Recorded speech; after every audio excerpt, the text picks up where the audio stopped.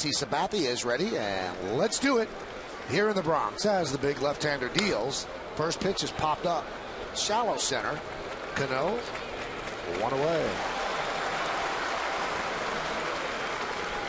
Tonight's closed captioning is brought to you by your local Lexus dealers.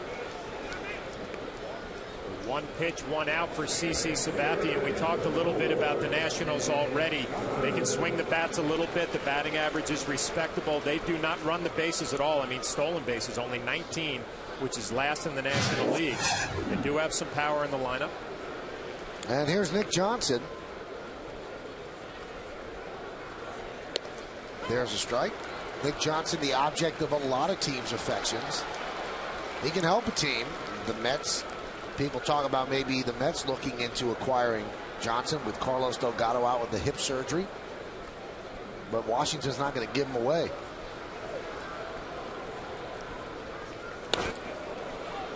High fly ball left field. Damon is there. 2 outs. New York Yankees baseball is broadcast in Spanish. It's available by hitting the SAP button on your television. SAP is brought to you by Toyota, a smart way to keep moving forward. So 2 down, and that brings up Ryan Zimmerman. And if the Nationals are going to rebuild this organization, it's going to be around Ryan Zimmerman. Young player, they drafted him. Had an exciting 30-game hitting streak this year. Hitting .310 with 12 homers and 42 runs batted in. There's a strike. You know what, Michael, the Nationals come in with 16 wins, not very good. You see the numbers for Zimmerman. But you come into a new Yankee Stadium, a big crowd. They're going to be excited these next 3 days. Manny Acta, their acting manager right now. He's on the hot seat, it sounds like, his 3rd season as the Nationals manager. My point is, if you're the Yankees and you can kind of jump on this team early and kind of put them to bed a little bit, you should have a nice couple of days. You're coming in here with some excitement, playing against the New York Yankees in a new stadium. You want to jump out ahead. CC having a good first inning.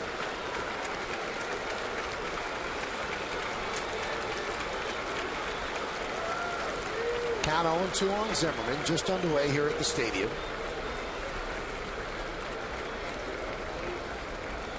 And the pitch. Grounded to second base. Cano is there. And a 6-pitch first inning for CC Sabathia as the Nationals go down in order 1-2-3. It's Washington nothing. And the New York Yankees coming to bat.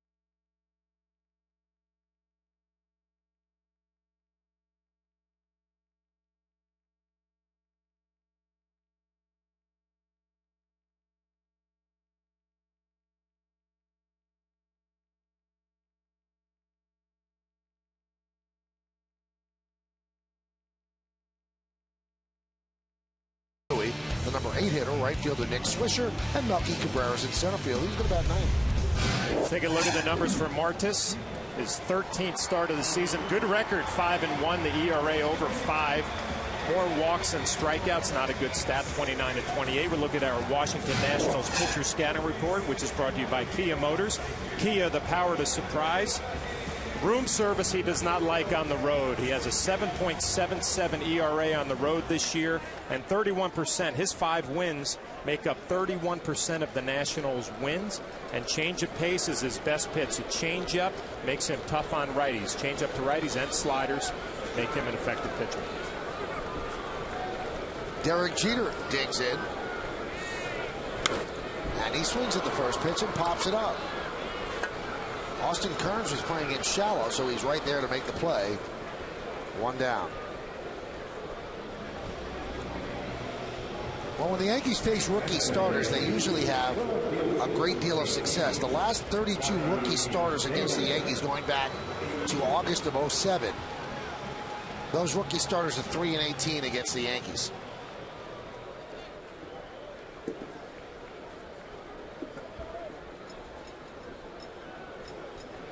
Here's Johnny Damon. And there's a strike. And Martis has not faced the Yankees, so you expect them to get a good look the first time through the order. You saw that first fastball, 89 miles an hour, not overpowered. Has a little bit of movement down and away to righties. I mentioned a good changeup and a slider. Tougher on righties than he is lefties. Works quickly, that's for sure. He gets the ball and he throws it.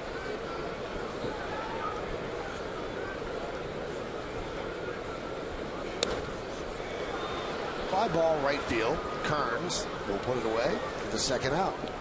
Let's check out the umpires tonight. Behind the plate, we have Dan Iasonia. Goes Dan.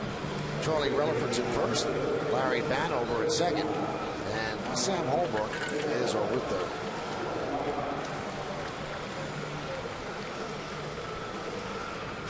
There's Mark Teixeira. 20 home runs. Tie him with Carlos Pena, first in the American League. Nationals really went hard after Teixeira when he was a free agent. And it's close to where he grew up in Maryland. But he was looking for money and a team that had a chance to win. And the Nationals are so far away from having a chance to win. The 2-0.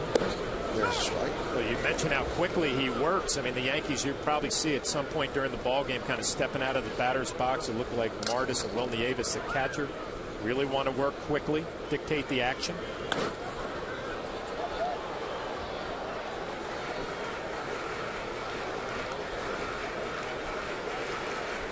Count now 2-2 on Teixeira. Marked 2 for his last 17. Oh, it's inside. Just missed inside. And the count is full at 3-2. Looked like a pretty good pitch. Home plate umpire Dan Iasonia did not give the Nationals the call. That looked like a pretty good spot. Missed outside, so Teixeira works a walk.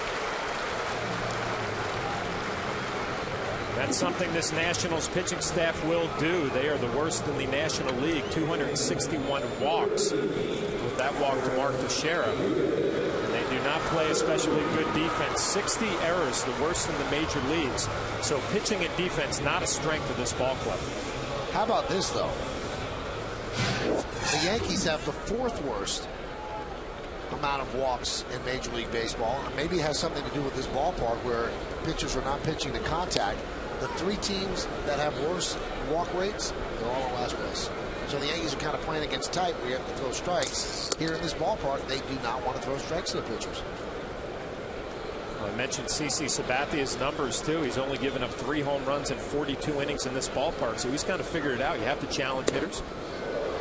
You got the Nationals, the Orioles, and the Indians all in last place. And only the Yankees have walked fewer than those 3. And those are the ranks pitching-wise that we showed you at the start.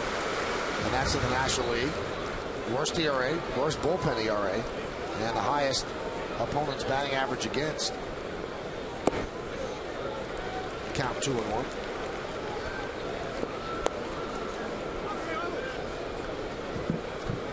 See the numbers for Alex Rodriguez. 230 coming into this at bat. 9 home runs, 26 RBIs. Talking to Kevin Long today around the batting cage. Said he's happy with the power numbers, and he said it's only a matter of time before Alex really finds that groove.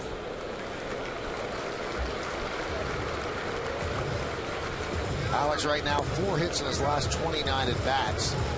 And it was last week when Alex said this right now is technically the end of spring training for me. So for him to have 9 home runs and kind of be in spring training mode, not to give him an excuse, but he did miss 28 games after hip surgery. Yeah, I really thought after that 5-for-5 ball game that he had in Texas, you were really going to see Alex kind of take off, and it hasn't happened. That's why I tried to get a gauge with Kevin Long today on his level of concern. He said not at all. He's happy with the at-bats. It's like he's tracking the ball. The last 7 games, the numbers are not impressive, but you got to figure at the end of the year, the numbers are going to be where you expect Alex to have them. Warner goes, and that one is grounded to third. Backhanded by Zimmerman, the long throw, and that's going to do it here in the first inning. No runs, no hits, no errors, and 1 man left. 1 in the books in the Bronx, and there's no score.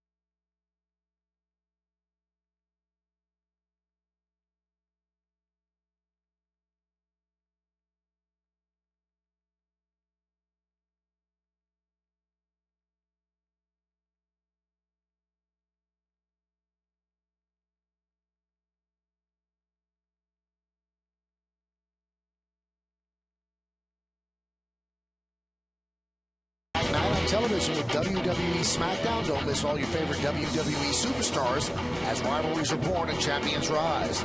WWE SmackDown, Friday night starting at 8 on I-9. Elijah Dukes will lead off against CC Sabathia. And the first pitch outside at 1-0. Sabathia worked an easy 1-2-3 inning in the first on just 6 pitches. Chase scoreboard, there is no score, and it's brought to you by Chase.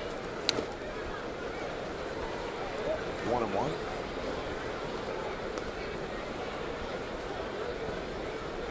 Elijah Dukes came over from the Tampa Bay Rays. Playing center field. Lastings Millage was sent down to the minor leagues.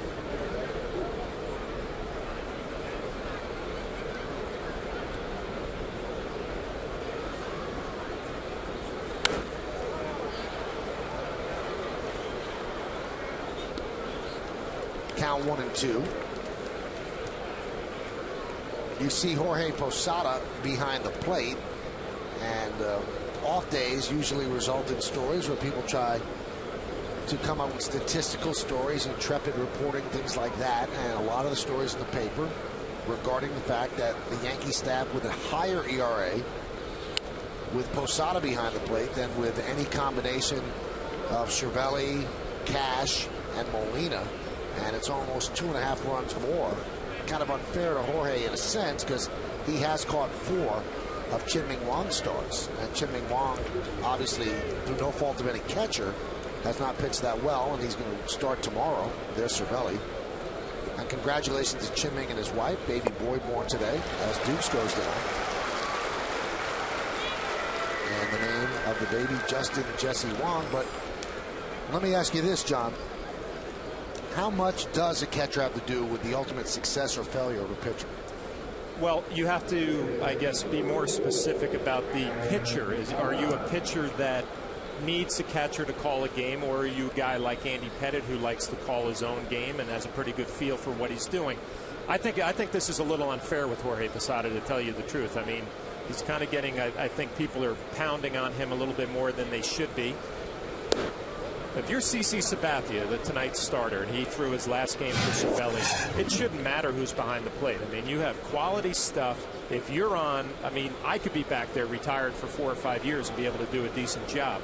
I think, you know, Jorge's still getting used to some of the pitchers on this staff. Missed some time with the injury, still trying to develop a relationship. You know, Java Chamberlain did not have a nice start with Jorge back there. AJ had a better game the other day with Cervelli. I just don't think it's fair for a veteran like Jorge Posada to be taking the heat that he's taking. It is amazing because he was behind the plate as the regular catcher for 3 Yankee championships. So, I mean, the way he's painted now as Dung swings and misses 1 and 2, it almost seems like he's inept back there, and it is unfair. But some of the comments from some of the pitchers don't help. Now, Java Chamberlain, I think, brought focus into this because he kept shaking Jorge Posada off on Friday and had a terrible start through 100 pitches through 4 innings. And I asked Joe Girardi, and maybe you could speak to this, John, because you know you work behind your plate your whole career. I said to Joe, I said, can't you tell the catcher and the pitcher, hey, if there's a disagreement, you just listen to Posada. He's been in the game 15 years. You've been in it 15 minutes. He said, no. The pitcher has to have conviction of what he wants to throw. 100%. I totally agree with Joe Girardi. I mean, the pitcher could throw technically the wrong pitch, but if he believes it's the right one, he's going to make a better pitch and probably more quality. Nub, third base side, it hit a patch of grass and kicked fair. That was very odd. So a base hit for Adam Dunn. That looked like it was ticketed to go foul, and it hit a clump of grass, I guess. It had some serious spin on this. Off the end of the bat, it actually had spin that brought the ball back to the infield. It's going to be an infield single. First hit of the ball game for the Washington Nationals, and it's a cue shot right off the end of the bat. All Alex Rodriguez can do is pick it up and take a look. But getting back to the point of the pitching, Michael, I mean, if CC Sabathia is out there, he could throw the wrong pitch in the wrong situation, but he believes it's the right one. He's going to make a quality pitch, and that's all you're asking for. But I guess my point is about Java on Friday. He's 23 years old, and he kept shaking off Posada, and he wasn't pitching well. So at that point, isn't it fair to say you throw what he tells you to throw? And I have had some managers, I have had some pitching coaches who have told young starters, you are going to throw whatever this veteran catcher puts down there. Now, is that the right way to go? Maybe not, but I think it'll simplify the game plan for a guy like Java Chamberlain, who I think maybe is getting away from his strength, which is fastball slider, trying to mix in changeup curveball. It might simplify his game plan. But, you know, Joe Girardi is right in the fact that you want your pitcher believing that the pitch is the right pitch to throw in his mind. 1-1, and the pitch inside. And also, if the other veterans like Burnett and Sabathia are not comfortable with Posada and they're not in sync, isn't it incumbent upon Girardi and then Dave Island to get them in a room and get them on the same page? You get everybody to speak their mind. You Almost know, like an intervention. Exactly. Well, Jorge Posada does a great job going over scouting reports. He knows all the hitters. I mean, you know, so it's not like he's not prepared back there. I mean, I think sometimes Jorge calls a game on what he would be looking for. He's such a great offensive hitter, trying to get in the mind of the guy stepping in the batter's box.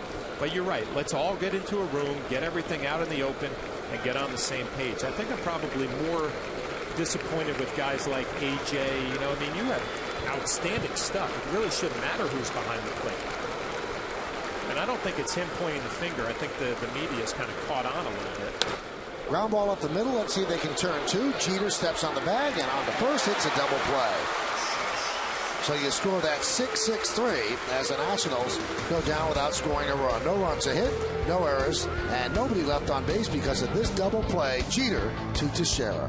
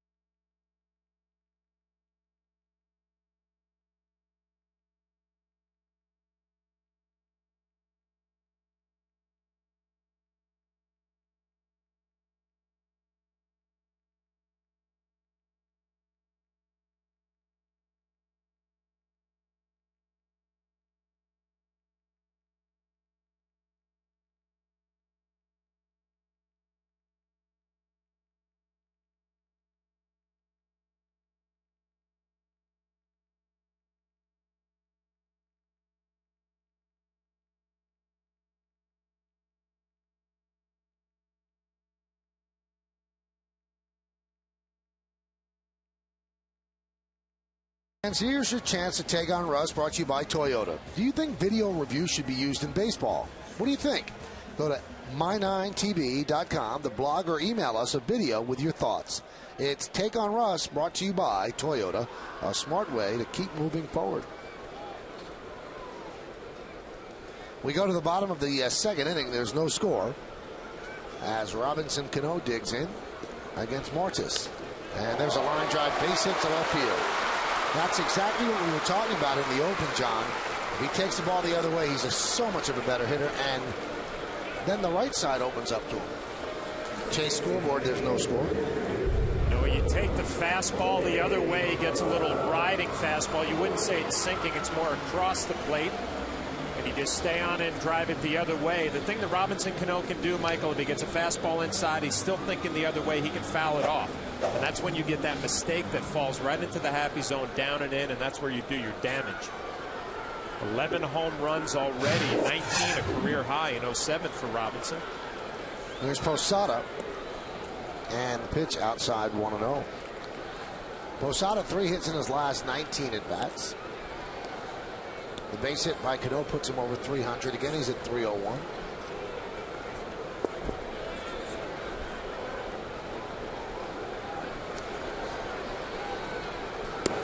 And a strike.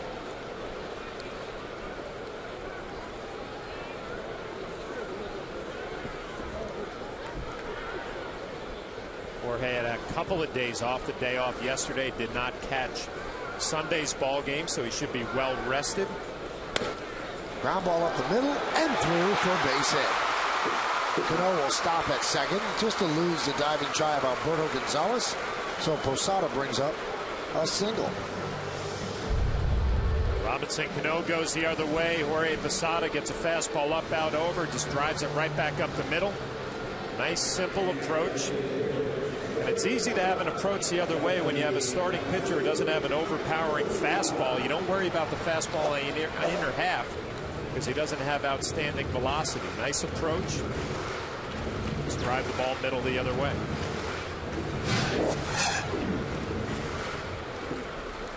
Last 5 games, Matsui hitting .375. He's 6 for his last 16. First and second, nobody out. Grounded softly toward Nick Johnson.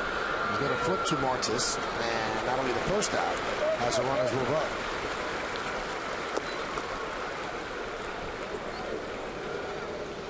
And it's a changeup from Martis. I talked about it to the righties. He'll throw it, and to the lefties, Hideki Matsui gets a first pitch change, hits it off the end of the bat.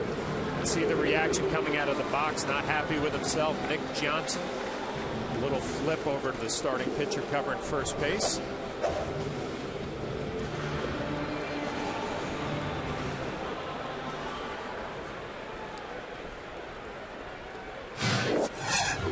And here's Nick Swisher. He's had a good month of June. He had a great April and a bad May, so that all adds up to 247. 12 homers, 35 ribbies. Infield is back at short and second. They'll give up a run on a ground ball. The first pitch is strike. They are in at the corners, Zimmerman and Johnson. Again, I just talked about it. Should be a nice at bat for Nick Swisher. Pretty easy to execute when you have a starting pitcher who doesn't have an overpowering fastball. Just think up the middle. Nice ground ball. Get the Yankees on the board. Nice block there by Nieves. Swisher has excelled in these situations, getting a runner in from third with less than 2 outs. 10 for 15. Nieves, a nice job going to his right. Textbook. Angle towards home plate. Nice play. Always been a good defensive catcher, getting an opportunity to play here in Washington with the injury of their starting catcher. Saw Dan Iasonia rest his hand on the back of Nieves. An annoyance or not? Not really. I mean, there are some umpires who will really lean on you, and that might get annoying, but most of these umpires just kind of put their hand on your back to get a gauge on where they are behind the plate. As long as they're not really leaning over and putting some pressure, not too much of a distraction. Let's see, last time he did have the hand on. Maybe he waits. There we go. There he goes. Yeah, that's not an issue there. See, I think it would be with me because I don't like being touched, and that would bother me if a guy was resting his hand on me. That's exactly why I stay away from you in the booth. 4 or 5 feet between us. Give you your personal space. Thank you. It is greatly appreciated.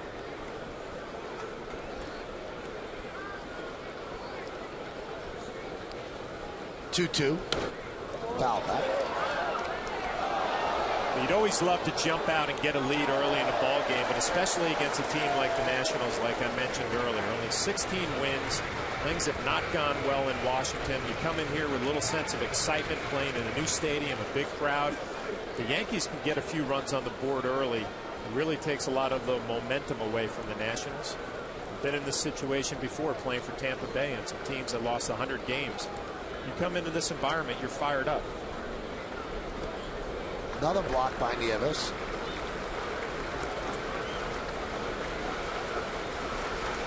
Oh, you're giving you the lineup. Told you there are a lot of former Yankees. Ron Ballone's in the bullpen. Will Nieves, Nick Johnson, Alberto Gonzalez, all in the starting lineup. And Christian Guzman, who actually went over to the Twins from the Yankee farm system in the Knobloch deal. He's part of the Nationals as well. 3-2. Missed outside. So Swisher, another walk. Bases loaded for Melky Cabrera. Martis did not give in. He went with his best pitch. A changeup just missed off the plate. Another walk for the Washington Nationals staff, but really not a bad pitch. You don't give in to Nick Swisher when you have first base open. Melky Cabrera coming up behind him, threw his best pitch, just missed off the plate. Set yourself up for a double play ball if you're Nieves and Martis.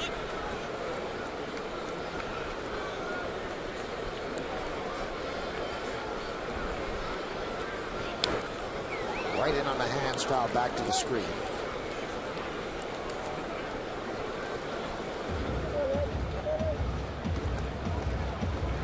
Bases loaded with the Yankees. Cano, Posada, and Swisher. Martis deals. And the count 1-1. Melky at 294. And the Yankees 15-0 victory over the Mets on Sunday. 2 for 4, 2 doubles, 2 ribbies.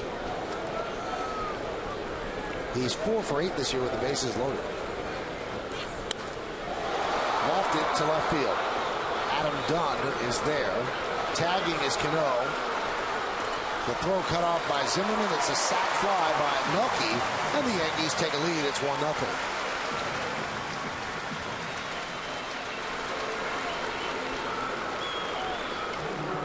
Nice job by Melky Cabrera. You want to make sure you get a ball in the air. Stay away from that double play. Nice job of situational hitting. Teammates appreciate the effort. Yankees are on the board.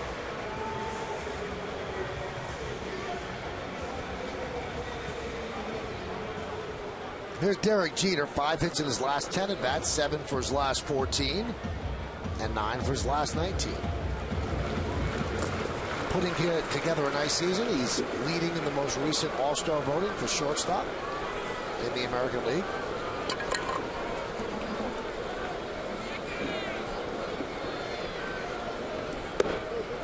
Did you see the first base voting, John, how close it is? I did not. Kevin Youkilis is about 1,300 votes ahead of Teixeira. Now, probably moved ahead because, you know, there were 3 games at Fenway Park at the beginning of the week, so Yankee fans running out of time with home games here. If they want to see Teixeira get in, they're going to have to do some voting, I guess, but that's a really close vote. And you know what? Both of them are very deserving. Jeter 10 for 21 with 2 outs and runners in scoring position. Those are the kind of hits that really hurt the opposition. You're 1 out away from getting out of it, and all of a sudden, there's a hit that drives in a run. Foul back, 1-2.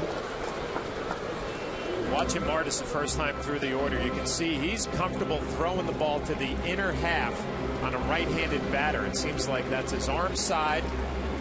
Right in here, he's very comfortable. Away to a lefty, in on a righty, and the numbers bear it out. 154 right-handers coming into this game. Lefties 326. He does not like to throw the ball on the other side, away to a righty.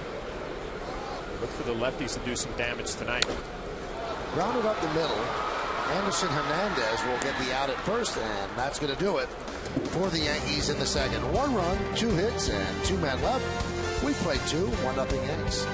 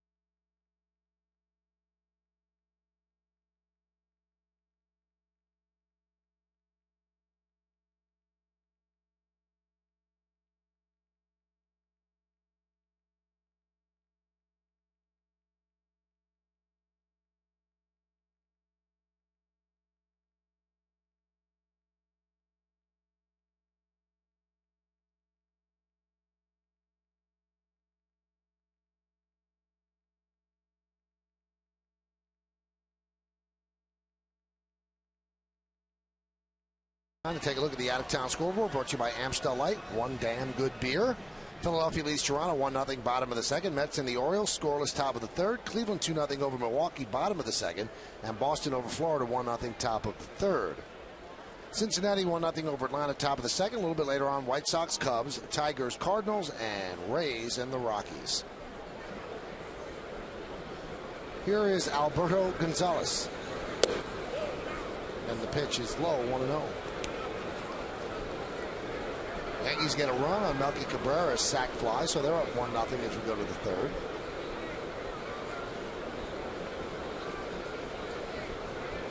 Sabathia has always pitched well in interleague play. 12-3, 3.73 ERA. But one thing that he has struggled with a little bit is pitching here at Yankee Stadium. On the road, he's 4-3, 3.35. At home, he's 1-1 with a 4.07. But he is one of the few Yankee pitchers that has really not succumbed to the home run ball.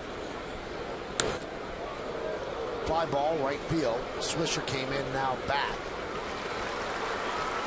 1 out.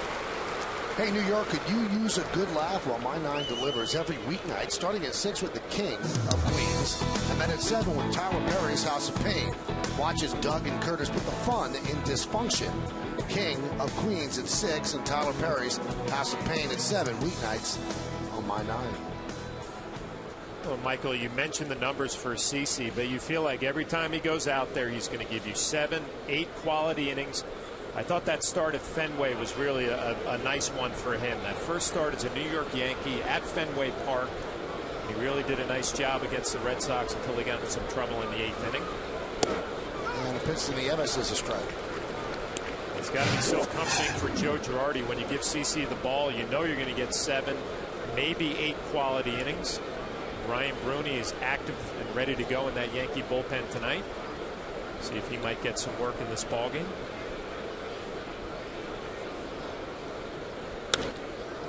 Fly ball right field, giving chase is Swisher toward the line, and he'll make the play. They call it a foul ball, but it's an out nonetheless. 2 away. Hey, we should mention that the Yankees did activate Bruni off the DL, and kind of surprisingly, and a little bit of guts involved to it, they designate hard-throwing Jose Veras for assignment. So he's probably going to end up somewhere else. You have to get through waivers, and they could trade him for 10 days. You can't send him down to the minor leagues. And I guess you give the Yankees a little bit of credit as Brian Bruni was activated, Jose Veras designated for assignment, and that because you're probably going to lose Veras. I mean, he throws 95. He's got a great slider. But the bottom line, when Joe Girardi, Dave Island called to that bullpen, they did not have a lot of confidence he was going to throw the ball over the plate. And they could have a very easy move. Would have been David Robertson down to Scramblesbury. They have no chance of losing him. He still has options. And keep going to Veras. But they said it's not fair to Robertson, not fair to the team. Veras is not doing the job. And they essentially cut him. I mean, they could trade him, but they're going to lose him. Bottom line, the weakness on this team would be the bullpen, and David Robertson has done a nice job. He's got a good arm, good fastball, good curveball, and has had some opportunities, taken advantage of them. So you know what? The Yankees made a tough call today, but I feel like it was the right one. Your bullpen is better today than it was yesterday.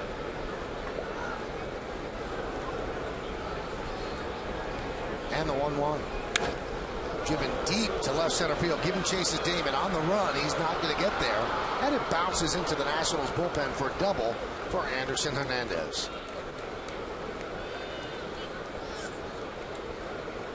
It's the first ball that the Nationals really have hit hard. Adam Dunn had an infield single. Hernandez gets a fastball in the inner half. Does a nice job of getting to it. That ball was on the corner, maybe off the corner a little bit, and drives it to left center. First really good swing we've seen from the Washington Nationals against CC Sabathia tonight early in the ballgame.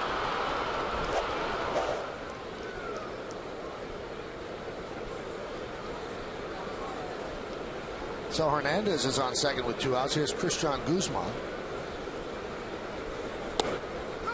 And there's a strike. If you want to know about Robinson's effectiveness of late, in his last 11 appearances, he's gone 8 2/3, allowed 3 hits, 1 run, 4 walks, and 12 strikeouts. Yankees like Robertson, so he's here. So is Bruni, and Jose Veras has been designated for assignment.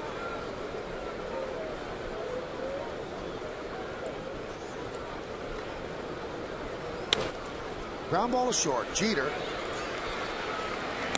and that's going to do it here in the 3rd.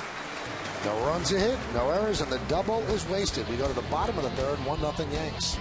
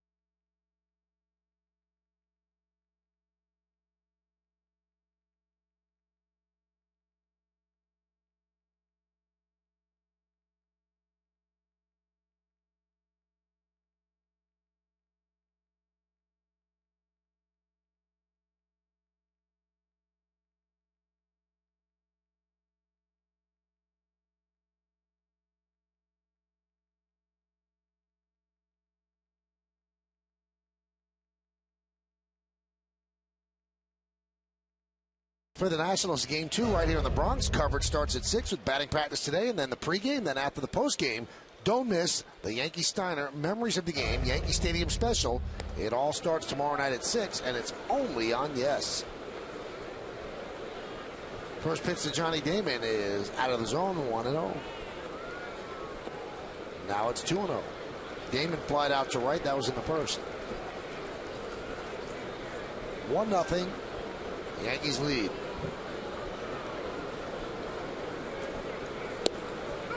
There were a lot of stories, John, in the national media over the last couple of days that Manny Acta was probably going to be fired yesterday.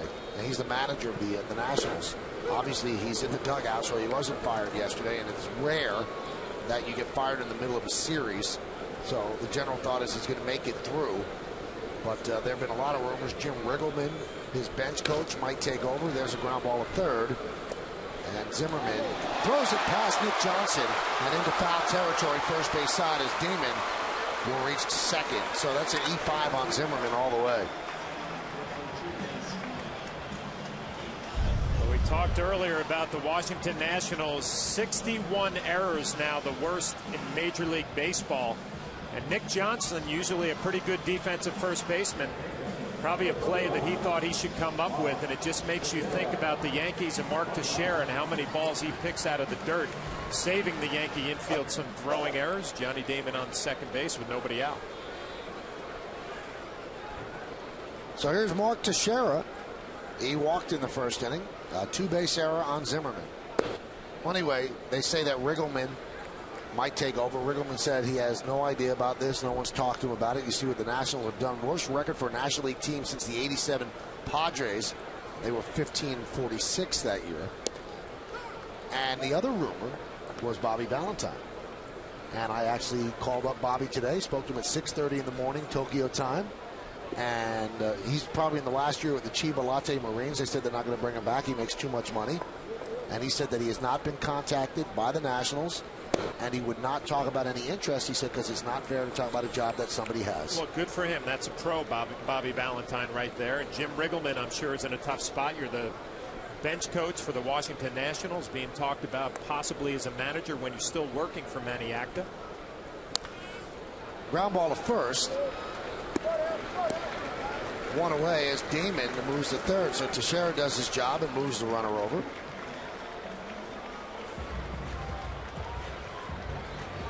Two good at bats for Mark Teixeira. He walked his first at bat, advancing Johnny Damon to third on a ground ball. And again, Marta's left-handed batters does not want to throw any fastballs inside. If you're the lefties, you look out over and try to hook.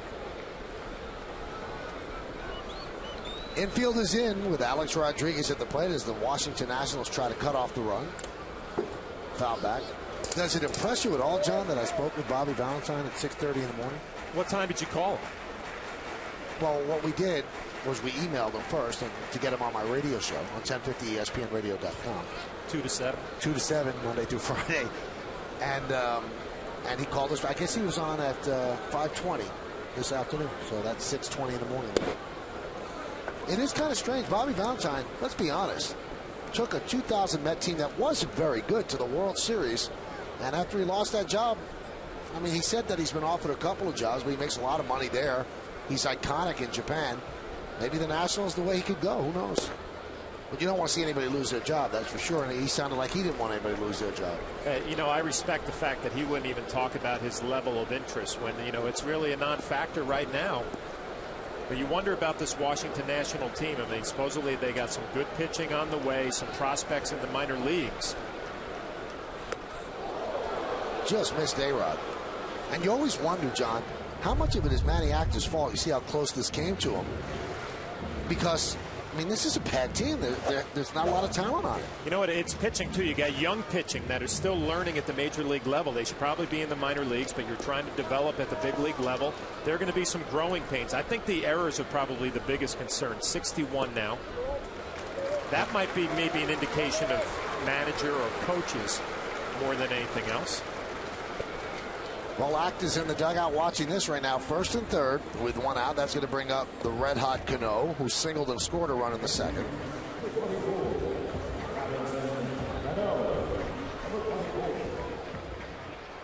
See if Robinson looks for a ball out over the plate. He's 1 for 1 with a single. He got a fastball out over and hit it over the shortstop's head his first at bat. You're the lefties. You can eliminate inside until Marta shows you he's going to go in there. Everything else has been away. Ripped and off the body of Johnson. He didn't know where the ball was. It's a base hit for Cano. Scoring is Damon. Moving to second is A-Rod. It's 2-0 Yankees. Wow. I mean, that was right at Nick, and he's such a good glove man. Well, this is a rocket, though. And you can see it eats him up. I mean, it was a first pitch changeup, and Robinson Cano, we talked about it in the open. It's a fastball. He goes the other way. Anything off speed, he pulls and he drills this right at Nick Johnson. That ball just ate him up, a rocket. It's going to be scored a base hit and an RBI. That looked like it got him right above the glove. I wonder if he's hurt. And he's very injury prone, that's why people are somewhat hesitant to make trades for him. But he looks like he's okay, and that scored a base hit. Who feels good about that is Mark Teixeira in the Yankee dugout. Did a nice job of advancing Johnny Damon III. And you love to see your teammate pick up the RBI when you sacrifice yourself with a good at bat. Posada swings and misses off speed. Count 0-1.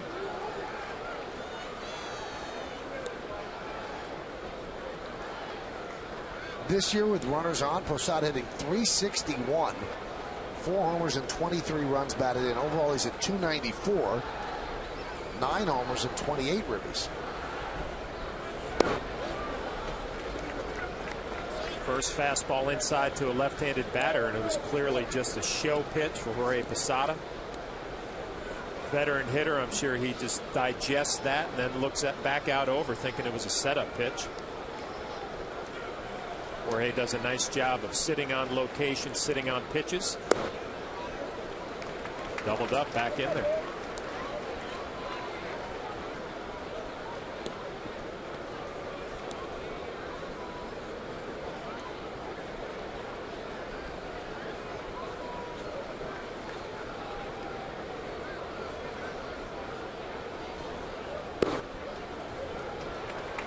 And the count 3-1.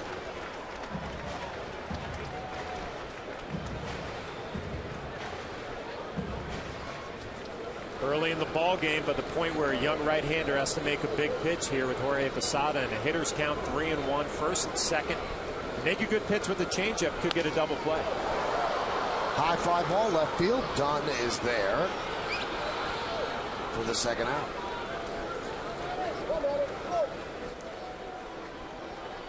So the Yanks up 2-0. That'll bring up Matsui with runners on first and second and 2 outs. Yeah, Jorge's going to be disappointed in that at bat. He got a fastball pretty much right there. He wondered maybe if he was sitting on that changeup and just got beat by the fastball.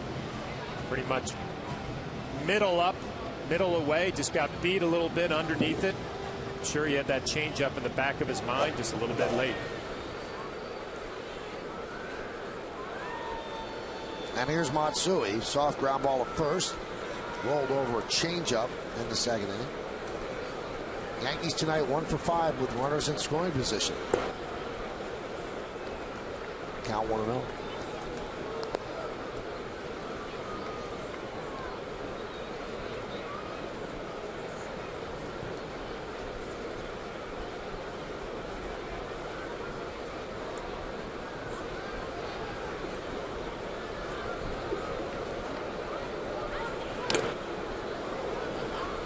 Count 1-1.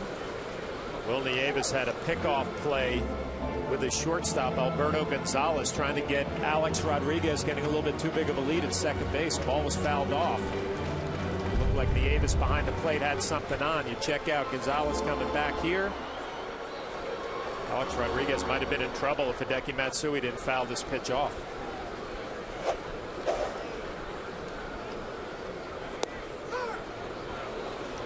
I keep seeing Nieves moving as he's catching the ball. That must not be good to get a strike call.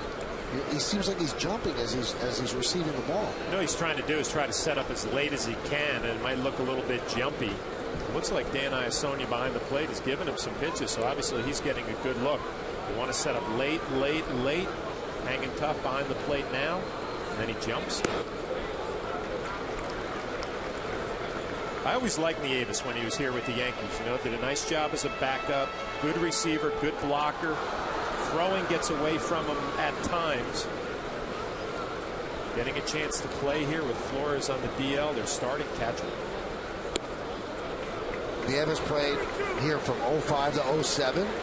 Played 35 games, 141 batting average with 8 runs batted in. Along with John Flaherty, I'm Michael Kay. You're watching Yankees baseball right here on My 9. And we thank you for joining us on this Tuesday evening. Interleague play, Yankees and the Nats. And the Yankees lead 2-0 over Washington. We're in the bottom of the third. First and second, 2 outs.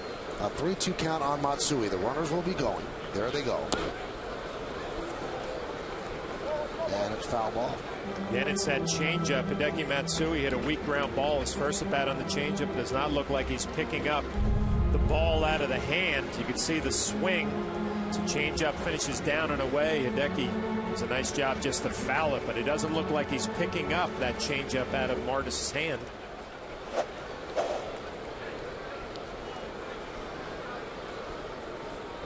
Swing and a miss. And Yevis tags out Matsui, and that will do it. But the Yankees get a run on 1 hit, 1 error, and 2 men left. 3 in the books, 2-0 Yanks.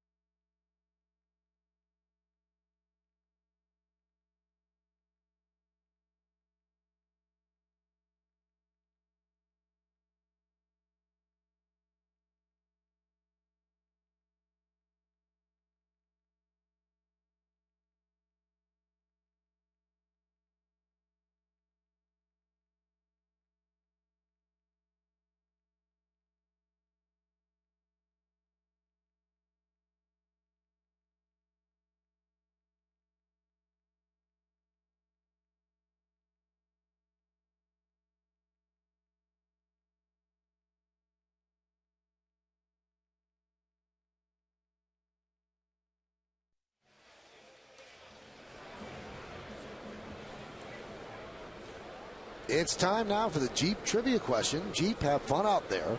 Nick Johnson was traded from the Yankees to the Expos in a 4-player deal. Which player did the Yankees acquire? I'll tell you in the bottom of the inning. Here's Nick. Breaking ball strike. Nick Johnson is a left-hander who you do not neutralize by sending a left-hander to the mound. He hits .348 against lefties. He's always hit the ball well the other way. It makes him stay in there against the lefties.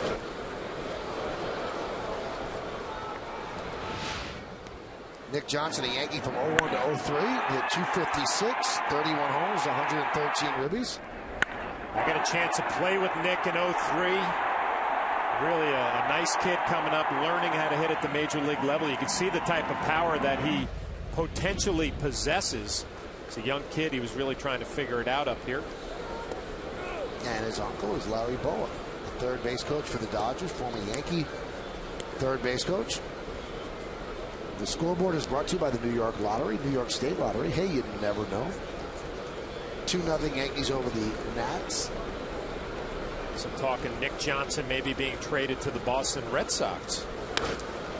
There's a ground ball. Nice stab there by Alex Rodriguez. 1 away.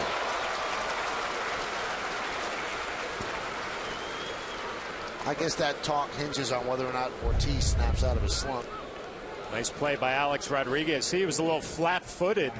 Didn't get the greatest jump in the world going to his left, but comes up with it. Nick Johnson does not run well. Plenty of time to get it across the diamond. A short hop. Easy throw over. You think Nick Johnson would be a nice fit up there, though, Michael. A guy who works the count, would kind of fit into that lineup, give them another piece. Kevin Youkilis, you would, I guess, assume would stay at first base. He's such an outstanding defensive first baseman. You know what's the killer, though, if you make the deal for Johnson? As I mentioned earlier, the Nationals aren't giving him away. So you're going to have to give up a nice package of young players to get him. And you always run the risk of him getting hurt. He gets hurt a lot. And if you make that trade and then a week later he goes down for the rest of the year, you go, oh, what did we just do? So there's some trepidation about making that deal. Yeah, you're right. I guess I look at it, you know, he's only made, what, $5.5 million, and these days you say that's all he's making, really not an overwhelming salary. So you could take that on easily if you're Boston Red Sox and wouldn't even flinch. But you're right, Nick Johnson has had trouble staying healthy, a broken leg, some wrist problems. Ryan Zimmerman with a fly ball that dunks in front of Melky Cabrera out in left center. A base hit for Zimmerman.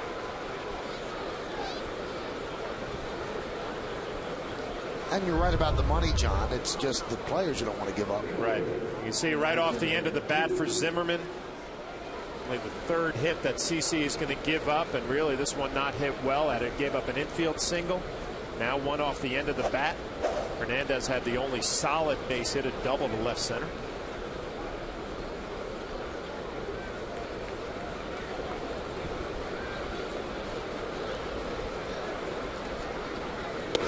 Pitch to Elijah Dukes is inside.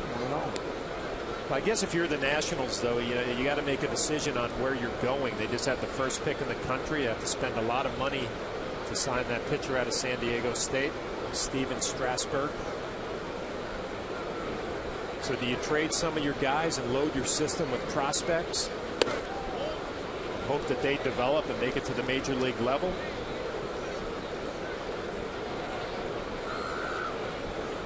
Right now, if you look at their team, they're kind of loaded with, you know, Nick Johnson, a veteran player. Austin Kearns, a veteran player, not doing real well this year, has been hurt.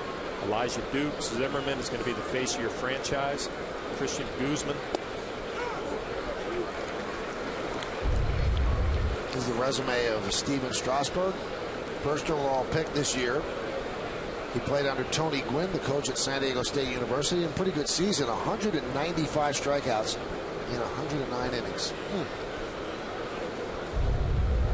And he throws about 103 at times. Soft ground ball to second base. Cano flips to Jeter, and Jeter has to jump out of the way of a sliding Zimmerman for the second out.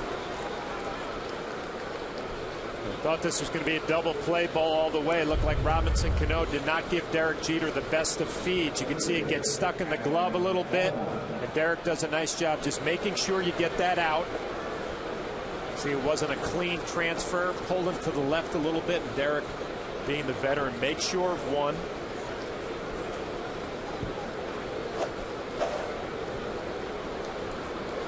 Dana Brown, who's a scouting director for the Washington Nationals, was on the field today and talked to him a little bit about his #1 pick, and it's a daunting challenge trying to sign that guy. Scott Boras is his agent,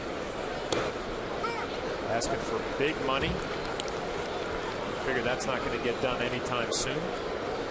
Well, Scott might have given a window into how much he wants, because he hasn't said it publicly. The figure that's out there publicly is $50 million, and I just don't think that's going to happen. But he actually told me that J.D. Drew in '98 got an $8 million signing bonus.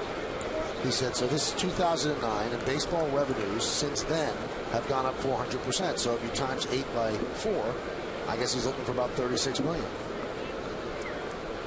He can look for it all he wants. I mean, you know, we don't know anything about the Nationals and their finances, but they're not getting great attendance in Washington. I think that money would be hard to come by. You would think so if it's coming just from the revenue.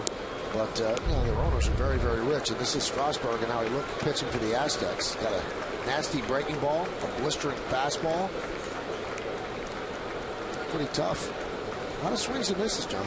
You got to remember what level it is. I mean, these kids aren't Fordham University. Those guys would go out there and lay a beating on that kid. But you know what? It's tough to give a college kid that kind of money where he hasn't proven himself. You don't really know if it's going to work out.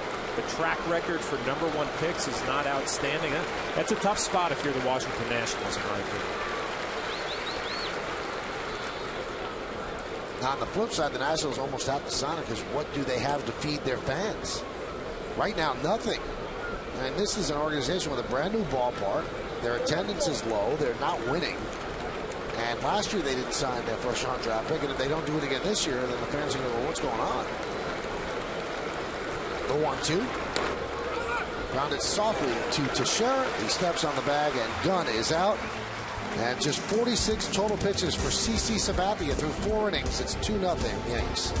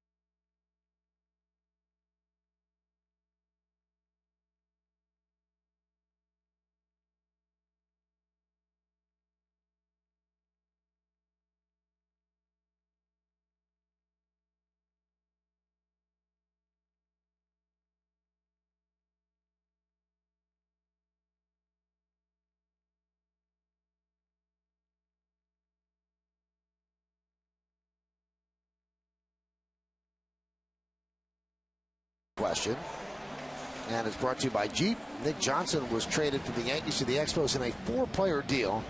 Now, which player did the Yankees acquire in that deal? And the answer is Javier Vasquez. And that did not work out for the Yankees. Javier spent 1 year and then was traded.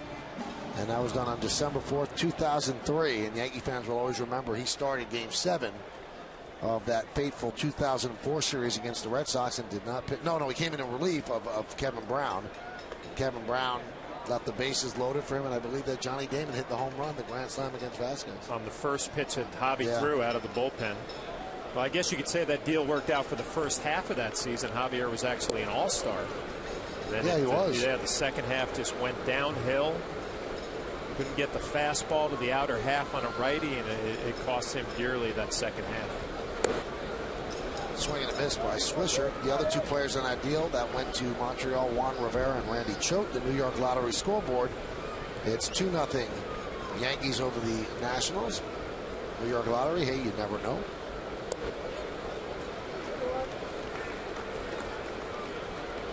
Randy Choate back in the big leagues, right, with the Tampa Bay Rays. Lefty out of the bullpen, sidewinder. Ground ball to first, Nick Johnson. Another blow for the Rays. Jason Isringhausen out for the season. Blew out his elbow again. He's going to have his second Tommy John surgery less than a year. You know, I read that in the paper, and I actually thought about Dave Island, the pitching coach for the New York Yankees, had the same thing. Blew out his elbow twice, had Tommy John surgery twice. Obviously not an easy thing to go through. You don't hear too many guys coming back from that. Also, can you imagine the emotional letdown, the work it takes to get back and participating in the big leagues, and then to have it happen again and know that if you have that surgery again, you have to go through it all again. It's a year of work. And you know what, Dave Island, because I knew him when he went through it the second time, he said, I'm rehabbing this injury to become a coach, and all I want to do is be able to throw batting practice, which he does for the Yankees. But mentally, he said, I can't go through the rehab trying to get back to the major leagues. It won't happen.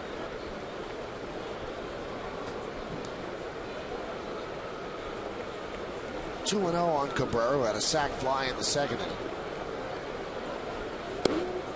And a strike.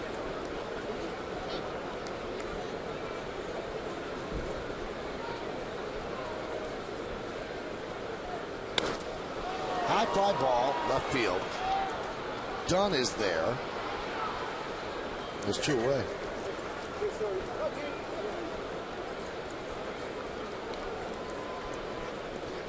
I wonder if there's a danger, John. The Yankees just faced the Red Sox 3 games at Fenway. The Mets, 3 big crowds here at Yankee Stadium. And although there's a big crowd here, it's the Nationals if there's a letdown problem. I don't think there's any doubt, Michael. You come into this series and you look on paper, 16 wins for the Nationals. If you're the Yankees, you say, you know what, we're going to get 3 and then get on the plane and go where, to Florida, I guess, to play the Marlins. You cannot overlook these ball games. And the Yankees have done a nice job getting on the board. But it feels like they've let a few opportunities slip by, and I mentioned it before. A team like the Nationals, you're just looking to stay in these games and have a chance late.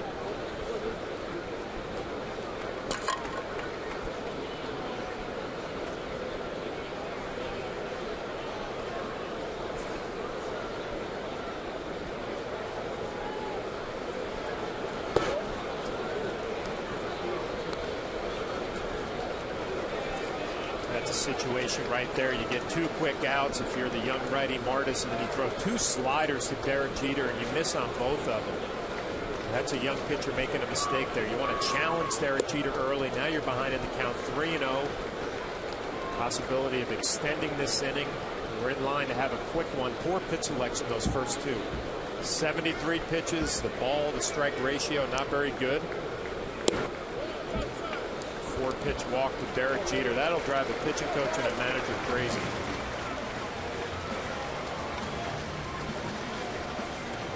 And a new pitching coach is Steve McCaddy. Randy St. Clair was here for a while, and they just fired him. McCaddy, former pitcher with the Oakland Athletics. Actually, one of those pitchers where Billy Martin threw everybody about 300 innings one year. Never let him come up for air. And the pitch to Damon is outside. So one thing with young pitchers, the ability to finish out innings. You get 2 quick outs, you got to go after the third guys. Continue to be aggressive. A team like the New York Yankees will make you pay some 2-out walks and not finishing off the inning. And now he's thrown 6 straight out of the zone, and Nieves goes out and talks with him. And also McCaddy comes out. This copyrighted telecast is presented by authority of the New York Yankees and may not be reproduced or retransmitted in any form. The accounts and descriptions of this game may not be disseminated without the express written consent of the aforementioned New York Yankees. You know, we mentioned that Oakland A's staff, you had Kingman on it and Norris, and, you know, Nolan Ryan, the president of the Rangers, talking about having pitchers go deeper. And that year, Billy Martin said, here's the ball, finish the game. And he had them throw a lot of innings and a lot of pitches, and a lot of them came up with bad arms. Well, my first thought goes to Ozzie Guillen, right, in the Chicago White Sox a few years ago. Jose Contreras and those guys pitching all those innings, finishing ball games in the next year. They had a tough year rebounding from that.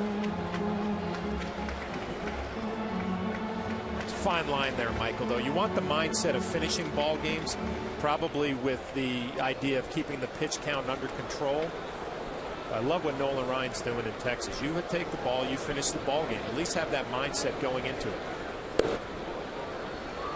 And the count 3-0, so 7 in a row out of the zone. There's nobody warming in the Nationals bullpen. It's 2-0 Yankees, bottom of the 4th.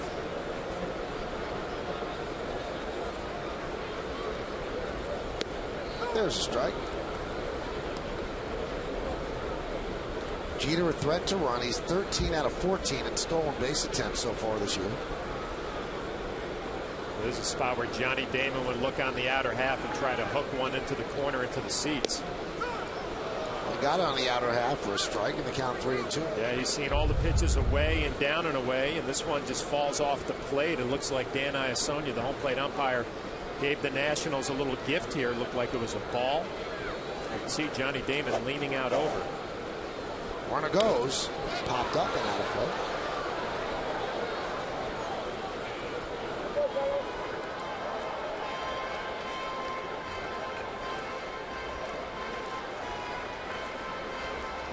Artists like to throw that changeup 3-2 to Hideki Matsui. He threw him 2 in a row and had a strikeout to end the inning. In the third, we'll see if he goes to it again. Looks like he's going to go with a fastball away. Popped up left side. Zimmerman and Gonzalez. Zimmerman with the call and the catch for the final out of the inning. No runs, no hits, no errors, 1 man left. 4 in the books. It's 2-0 Yankees on my 9.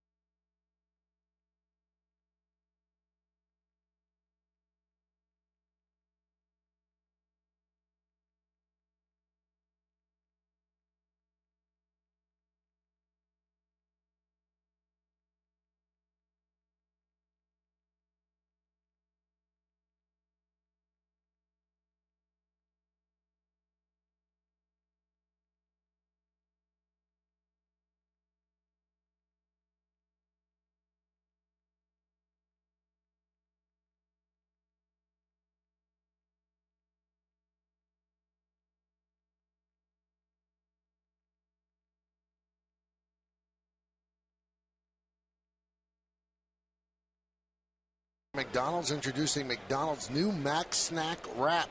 Classic Big Mac taste, size of a snack. I'm loving it. A lot of nice smiles there. As we go to the 5th inning, it's 2-0 Yankees. Here's Austin Kearns, and the pitch is high, 1-0. Kearns really struggling. Hit into a double play in the second. He's 10 for his last 67. Check out this stat. He's 0 for his last 29 with runners on base.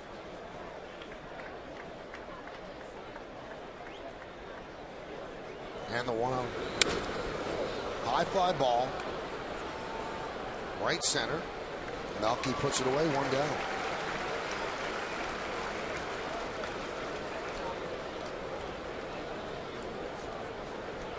CC Sabathia doing it pretty easy tonight. Has a good fastball, throwing a lot of strikes, really dictating the action against the Washington Nationals, forcing them to put the ball in play. Haven't had too many good swings off of them. The hitters will always tell you what kind of stuff you have. Sabathia looks like he has pretty good stuff tonight.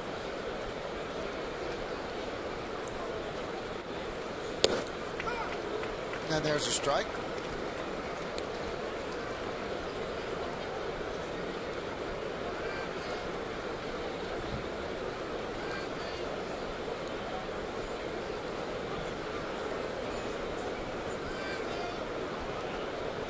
Now, John, you spent a lot of years on bad Tampa Bay teams. How tough is it to go out and play every day and get yourself motivated for that game, knowing you have no chance to make the playoffs? Well, you have no chance to make the playoffs. It really becomes about personal pride and kind of going out there. Not saying that you're playing for yourself, but you challenge yourself to be ready to play every day, give a quality effort. Line drive, base hit off the bat of Gonzalez. Hey, tomorrow starting at 8, Arsenio Hall is back, and he's bringing the most outrageous videos from online and around the world. Then at 9, a new guitar has a musician playing like a rock star. Only this axe doesn't shred. It kills. On an all-new Twilight Zone at 9.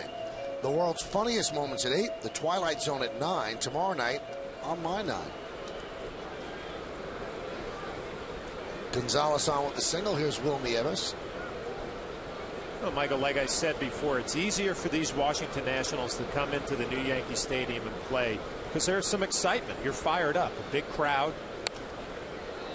Playing against the New York Yankees, a team like Tampa Bay that I was on, or a Washington team, and you're playing at home, there's 6,000 to 8,000 people in the stands. That's where it gets tough. You test your professionalism in that type of environment. Here it's as easy. Will Nieves, new Yankee Stadium, packed house. It's exciting.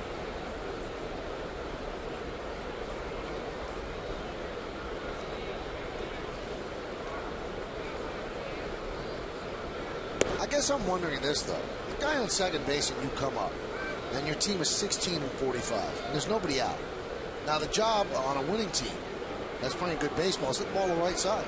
Get the runner over, and you take the out. You guys have no chance to win.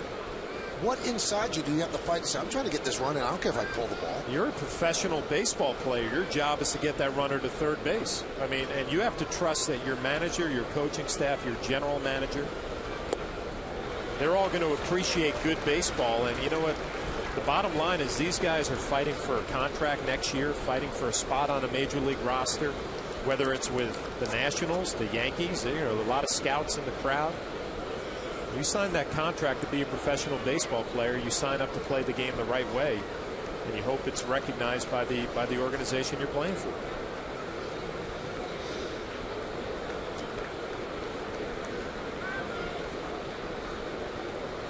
Two outside. CC hasn't had to work out of the stretch a lot in this ball game. You see him missing high and away to the right-handers. Got to exaggerate that little leg kick, hold that knee up, the right knee up a little higher, and stay over the rubber and make sure you're working downhill.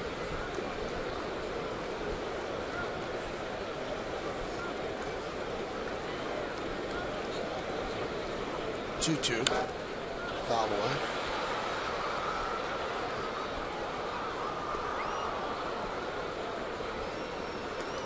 Gonzalez at first only has 1 stolen base, has not been thrown out all year. And the Nationals, they just do not run very much.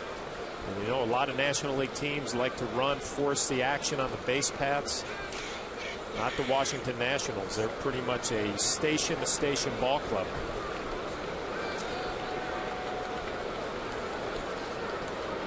The 2-2 is not made. Runner goes back to first.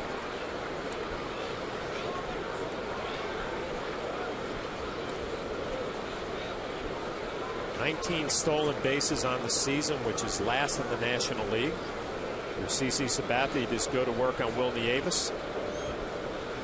Give a little courtesy look over to first base at Gonzalez and go to work at home plate.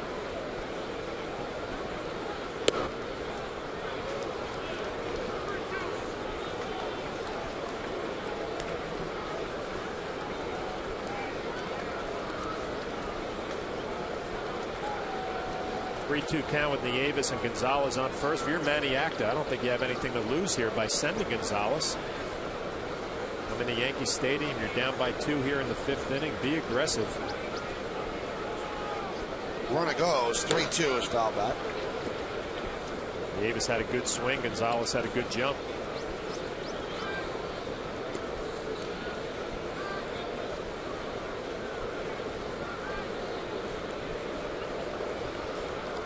Nieves has put together a different at-bat. This is the first at-bat all night of more than 5 pitches for a national hitter. It's the first time he's really had to work in this ball game, and working out of the stretch doesn't look 100% comfortable.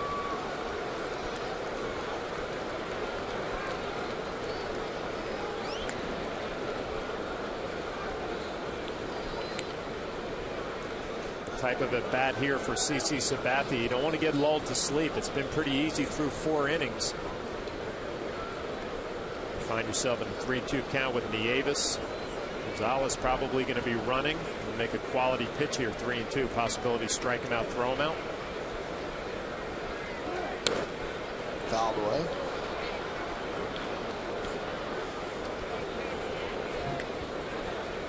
.59 pitches, an outstanding ball to strike ratio, 17-42.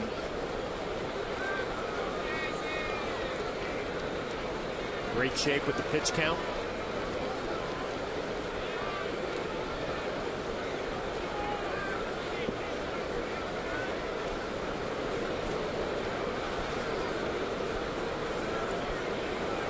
Nieves battling CC.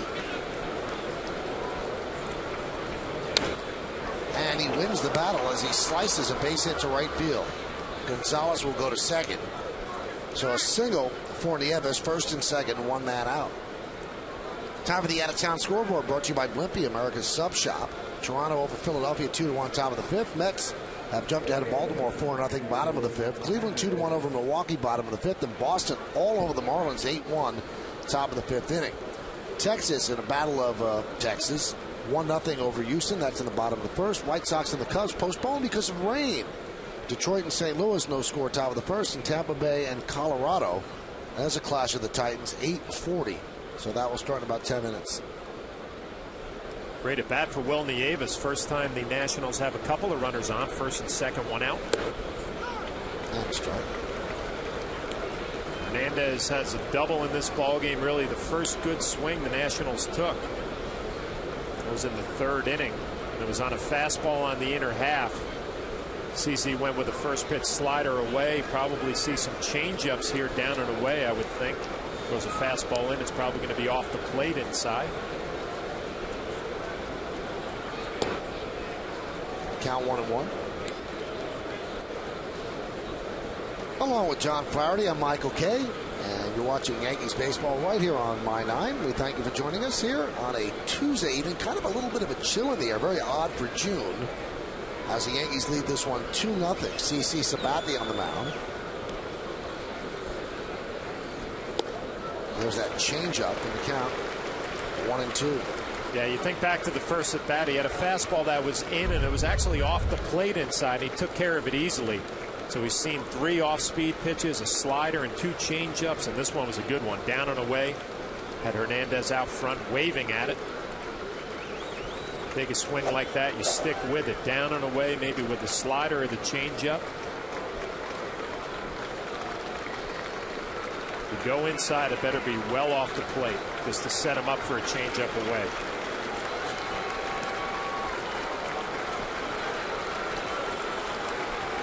One, 2. Deep drive, left field. Damon back, track, wall. He leaps. See ya! A 3-run home run for Anderson Hernandez, and the Nationals lead 3-2.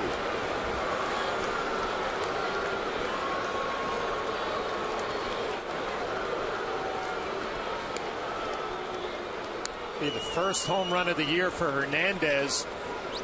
He looked weak on some changeups that were down and away. CC Sabathia, Jorge Posada decided to go with a slider, and it was on the inner half, but they did not get it all the way there. It stayed pretty much middle, down, and in. And Hernandez, who just talked about it, took care of the fastball in his first at-bat and took care of the slider in this at-bat. 3-run home run, and the Nationals take the lead. And there's a strike to Guzman. Took out the location. Down and in. You can see the reaction from CC. Made one bad pitch, cost him 3 runs.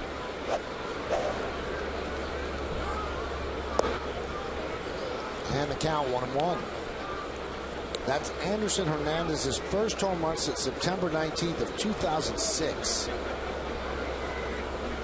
It's a long time.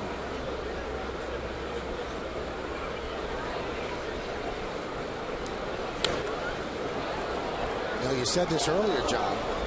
It seemed like the Nationals want to slap him around, get him out of the game right away, get their head out of the game. Now they think they belong. Now you've got yourself a game. Now you're going to have a battle of the bullpens, you would think, at some point, although CC's pitch count is down.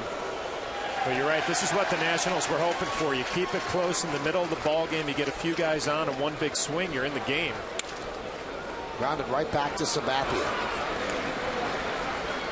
2 away. We kind of felt a little bit of a lull for the Yankees the last 2 innings, but Yankee offense has to come back in the 5th and get back at it.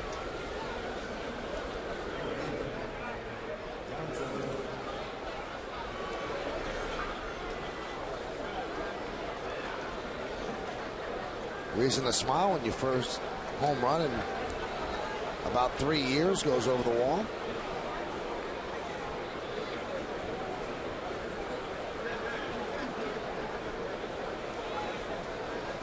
Pitch to Johnson.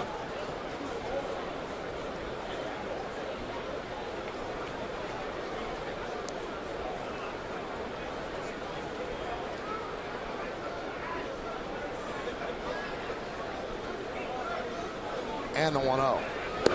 There's a strike. Good slider from CC. Missed up the first one. Dropped in a nice slider for a strike. Talked about Nick Johnson, how well he hits left-handers. Probably look for some fastballs inside. Keep him honest. Right there, and the count 1-2. It's a dangerous pitch because of the short porch in right field at Yankee Stadium, but you got to keep Nick Johnson honest inside so you can get him out away with the slider. Keep going away, he's going to wear you out to left center. Nice pitch. The 1-2 outside.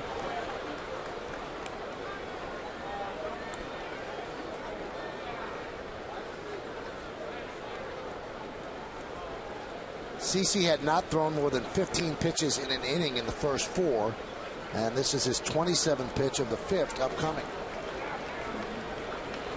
And it's the final pitch of the inning as Johnson swings and misses.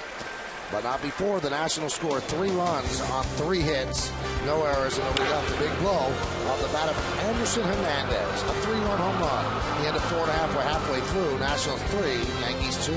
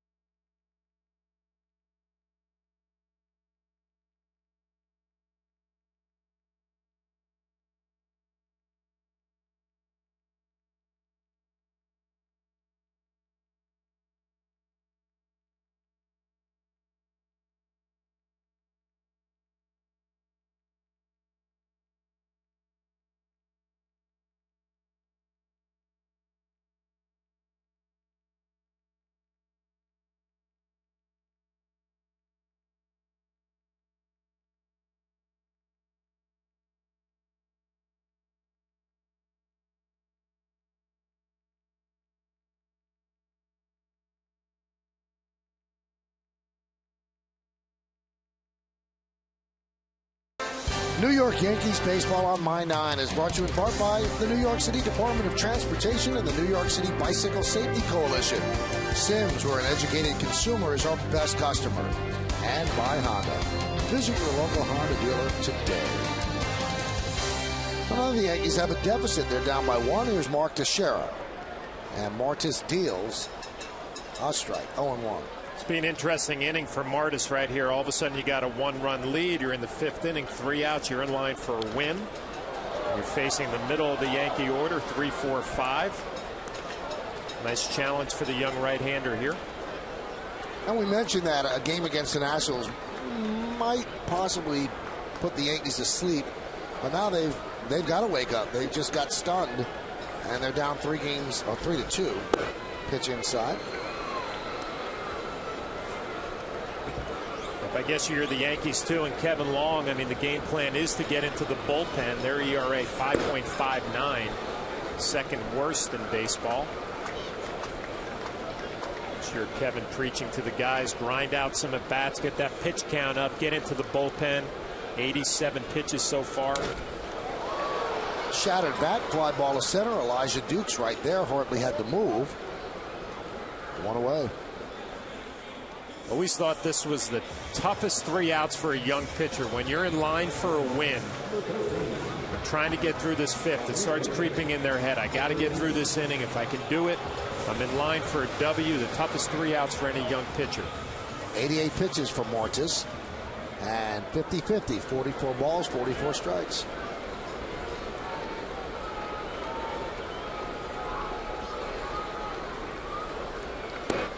And the pitch to A-Rod is a strike.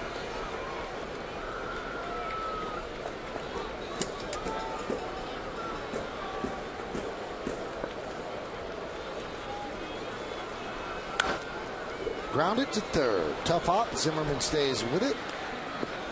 2 outs.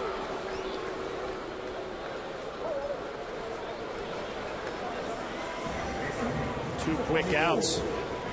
Martis got 2 quick outs in the 4th inning and then got a little cute with Derek Jeter and walked him on 4 straight. Robinson Cano 2 for 2 with 2 base hits. We'll see if the young right-hander comes right at him. See if he learned his lesson from the last inning. Cano singled to left, singled off the right arm of Nick Johnson. Also picked up an RBI. And now he's 3 for 3. So he's seen 3 pitches, and he has 3 hits tonight. I'm sure Maniacta's fine with this, too. You'd rather, with 2 quick outs, you come right at Robinson Cano, you give up a base hit. That's all right. At least you were aggressive. You were challenging, forcing contact. Robinson Cano 3 for 3. The ball to left center, ball up the middle, and then pull the ball off of Nick Johnson at first base. So line to line, as you said earlier. 8th time he's had a 3-hit game this year, so he's got a couple more at bats tonight as well. Here is Posada. 1-0.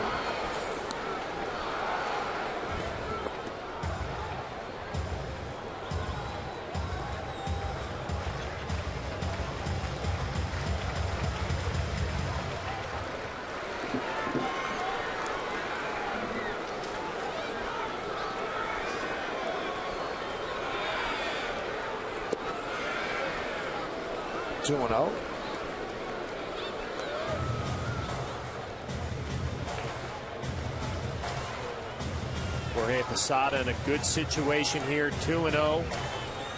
He was in a good hitter's count. His last at bat, 3-1, was a little late on the fastball. We'll see if he dials it up a little bit here. And the count 3-0 on the change. Now will Girardi give Posada the green light? He's looking down at Rob Thompson, see if he gets it. Maniacta looking on. It is 3-2 Nationals, bottom of the 5th. I would say Posada's one of those guys Joe Girardi can trust, that he'll zone in for a good pitch. 3-0. Took it. Looked like he was taken all the way. And sometimes you give a veteran hitter the option. You know what? If you want to swing, go ahead. Jorge Posada, I trust in what you do at the plate. Wasn't comfortable and took 3-0.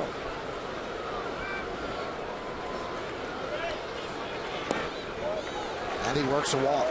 So 2 quick outs. then Martis gives up a single and a walk. And Steve McCaddy goes to the phone.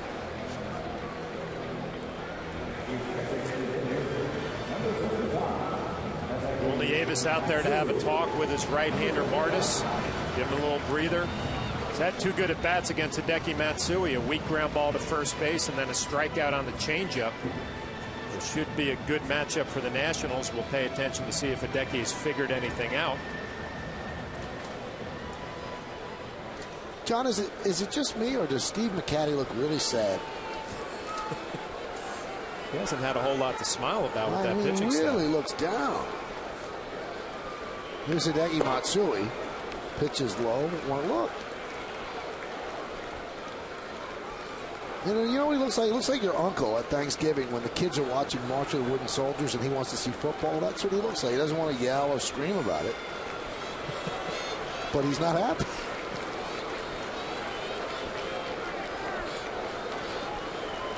The 1-0. Ground ball to second base. Hernandez. And that'll do it. Maybe that'll put a smile on McCaddy's face. No runs a hit, no errors. 2 men left. They're still watching March of the Wooden Soldiers.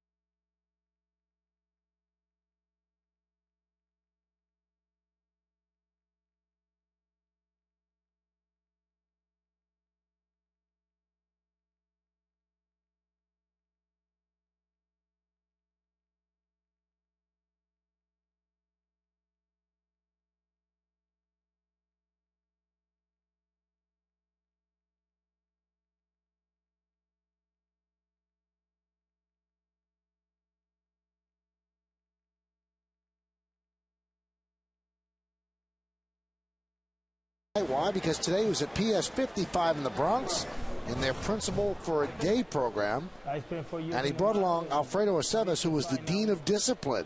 He looks mean enough to be Dean of Discipline. Hold on one second. And Robinson is dedicating this game to PS 55 in the Bronx. And he promised them a big game. As long as they keep improving. So far, he's kept his promise. Yeah, he's seen 3 pitches. The Dean of Discipline doesn't look too mean out there in the Yankee bullpen, having a nice time. Pitch outside. Time Warner Cable scoreboard. It's 3-2. Nationals and Time Warner Cable. And Earthling. Earthling high-speed internet from Time Warner Cable. The 1-0. There's a strike. I got to give the Yankees credit. Last couple of homestands, they've really been getting out in the community and doing stuff with kids, and you like to see that because it means a lot to kids. It really does. The 1-1. There's the strike. I mean, free time for athletes during the baseball season, it's precious.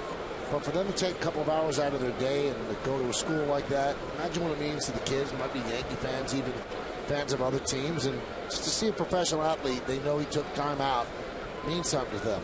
The 1-2. 2-2. You know what, Michael, the players get more out of it than the kids do. You know, once they get there and have a great time interacting with the kids, you leave there, you feel good about it, you feel good about yourself. Robinson Cano took it right into the ball game, 3 for 3 on 3 pitches. And the 2-2. Fouled away. And you know how players are. Let's say Robinson Cano gets 5 hits today. He's going to be a PS 55 tomorrow. He might just, start taking classes there. You know, was the worst with that was Wade Boggs. I mean, he had his routines, obviously, but he was one of those guys. If you went out to lunch with Wade Boggs and he had a couple of hits, you were going the next day. Guaranteed to get a call. And there's no way you could turn him down. No, you have to go. 2-2. I mean, this is a player, Wade Boggs, who had chicken every single day of his life as a baseball player. One of the most superstitious guys I've ever played with. Starting to see the Nationals have quality at bats now. I mean, it's starting to make CC Sabathia work a little bit. The first 3 or 4 innings was pretty easy for CC. Now the at bats getting a little tougher. Maybe the confidence level rising for this young team. Tell you what, Zimmerman, one of those guys, he steps in the box, he looks like a hitter. He has the numbers to back it up. 312, 12 home runs and 42 RBIs, but kind of holding that bat high. Little wiggle with the batting stance. It looks like he's ready to hit. I mean, that looks like a strong approach. Simple. #1 draft pick for the Nationals. Leg kick. He's ready to go. The 2-2. Still 2-2. Zimmerman hit .335 off of lefties last year. A lot more comfortable with the ball coming into him than going away.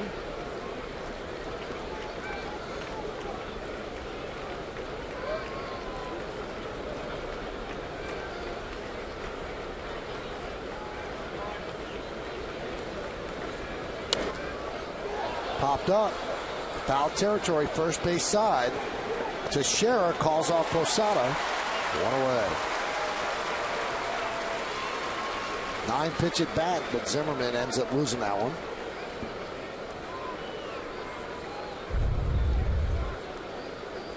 Nice job by CC Sabathia winning the battle. Jorge Posada had a good look at it, goes over to the Yankee dugout, gets called off by Mark Teixeira. You love that. It's an easier play for Mark coming in than Jorge going out. Nice communication between the first baseman and the catcher.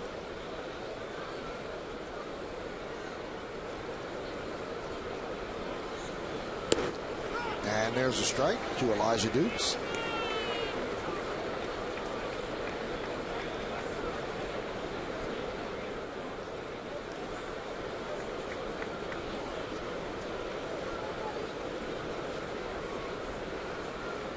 '84th pitch for Sabathia. 94-mile-an-hour fastball, swung and missed. 0-2.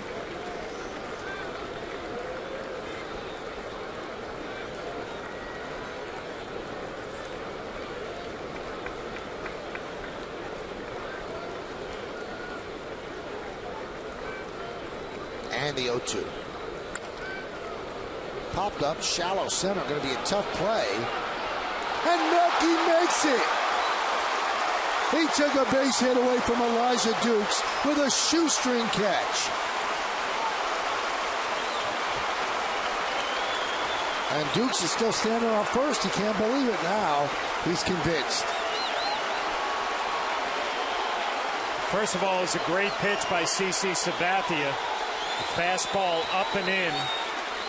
That locks Dukes up, ties him up inside. You see Jorge Posada setting up. Dukes gets jammed. He's big and strong, though, so he could fight it off the center field. But Melky coming straight in. Does a nice job of getting that glove back out front, so you don't want any wrist injuries. Great play. Here's Adam Dunn. He's 1 for 2. You got a great jump, and you can see that glove once it kind of wraps underneath you. You want to get it back out front so you don't have any wrist injuries, kind of like Hideki Matsui had a few years ago. An outstanding play in the webbing, a little snow cone, and holds on to it, shows the umpire.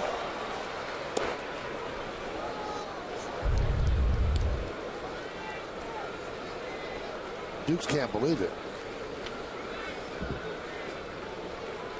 You're out. No.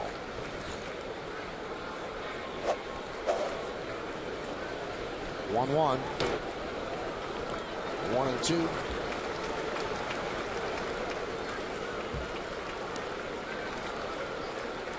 Adam Dunn, one of the free agents that got a lot less than he thought he was going to get. He thought he was going to get about $20 million a year. He was looking for a 5 or 6 year deal. And there weren't many bidders. And then the Nationals lost out on Teixeira. So they gave Dunn a 2-year, $20 million deal, which isn't terrible, but certainly a lot less than what he thought he was going to get. Well, kind of like Nick Johnson, there have been a lot of talk about Adam Dunn maybe possibly being moved at some point. 1-2. Hey, look at Adam Dunn. He strikes out a lot. You know how many home runs he's had in his career? 295. Seems like every year he hits 40 home runs. If he hits 40 this year, it's going to be 6 in a row. Babe Ruth, the only other player, he hit 40 in 7 straight years. Pretty good company. Strikes out a lot, but some serious pop. Adam has 17 home runs. Soft ground ball to third. Alex Rodriguez, a nice stretch by Teixeira, and a 1-2-3 inning for CC Sabathia. As he retires, the Nationals in order thanks to this play by Melky Cabrera. A blooper by Dukes in the center field. Coming on Melky, and he makes a shoestring catch for the second out.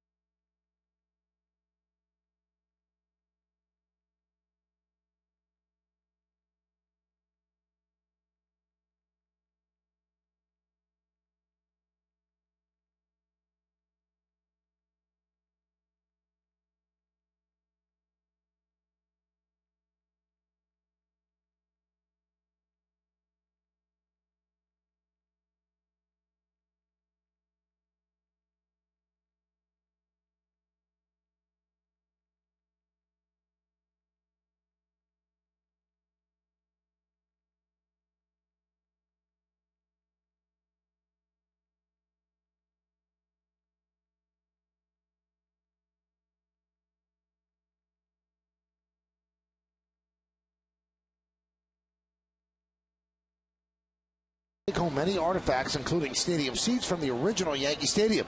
Call Yankee Steiner Collectibles at 800-759-SCORE.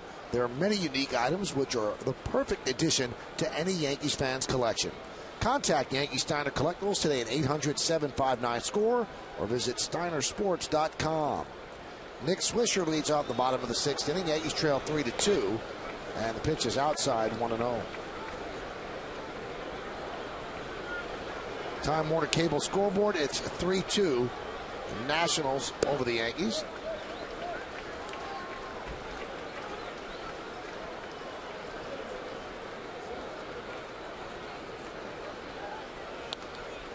Popped up. Zimmerman leans in and makes the play.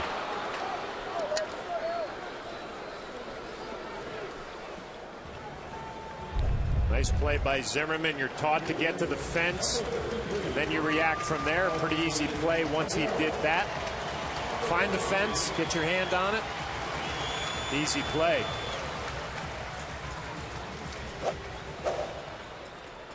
There's Melky Cabrera, got a nice hand from the fans for that catch that he made at the top of the inning.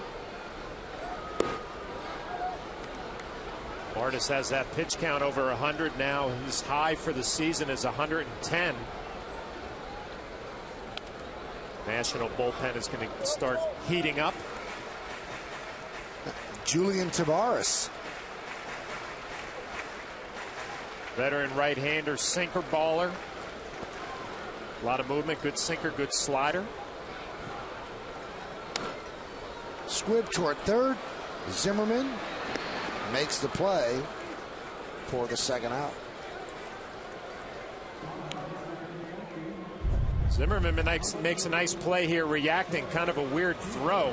Coming in, nice scoop, and then the off-balance sidearm left to right. Right to Nick Johnson. Gets rid of it quickly, accurate throw. Makes a play.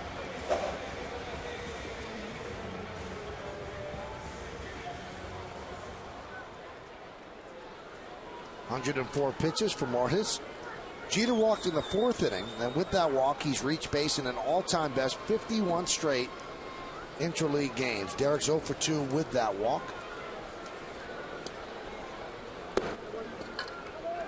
Count 1-0. Derek is a .316 lifetime hitter, and he has 2,614 hits.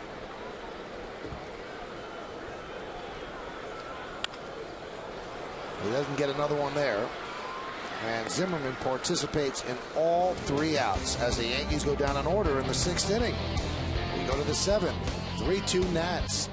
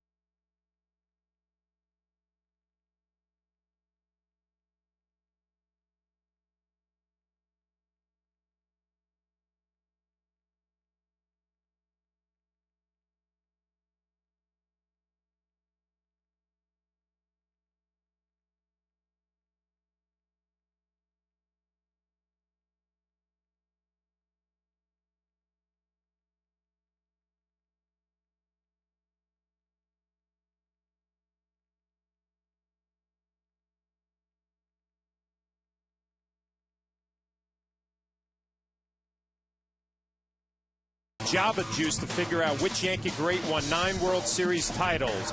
Do you know who it is? Find out on the Verizon Fios game wrap-up tonight after the game on My 9 News. Well, we go to the 7th inning. Yankees are trailing this one 3-2 thanks to the 3-run home run by the number 9 hitter Anderson Hernandez in the 5th inning.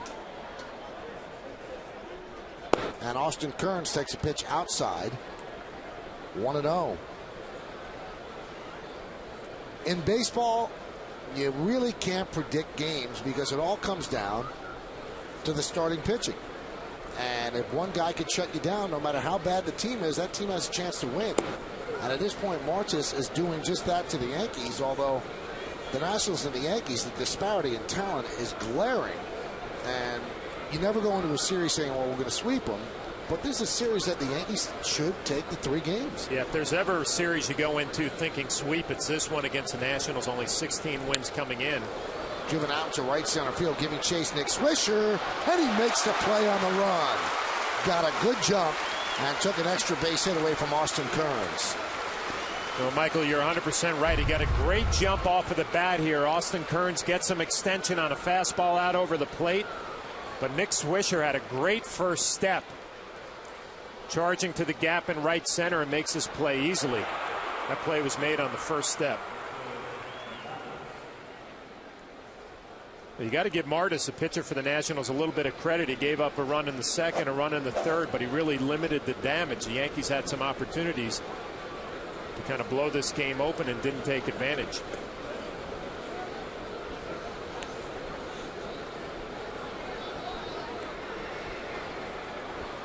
Alberto Gonzalez 1 for 2. He started that 3-run rally in the 5th inning.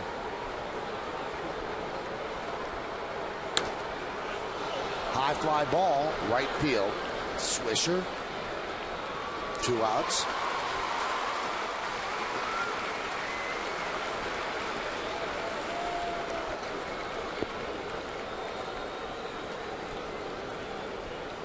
And that's going to bring up Will Nieves. Nieves was really the tough at bat for CC Sabathia. He worked, he fouled off a bunch of pitches. He was rewarded with a base hit to right field.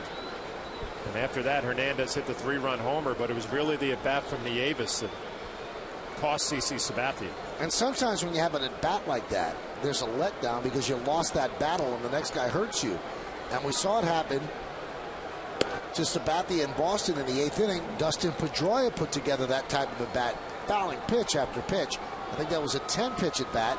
Then the next batter, J.D. Drew, got a hit. Yeah, the problem with this game is CC made some really good pitches to Hernandez. Slider and 2 changeups away, and then he just made a bad pitch with the slider down and in. It cost him 3 runs. But I agree with you. The Nieves at bat, good at bat for him, really made CC work, especially working out of the stretch.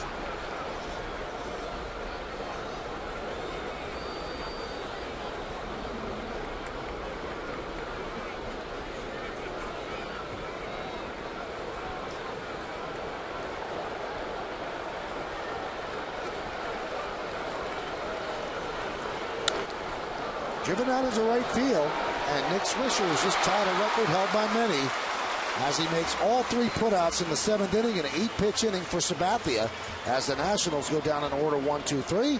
At the end of 6.5, it's time for the 7th inning stretch. Nationals lead the Yankees 3-2, but we stay right here to honor America and in the Bronx. We remember the servicemen and women who are serving our country at home and around the globe.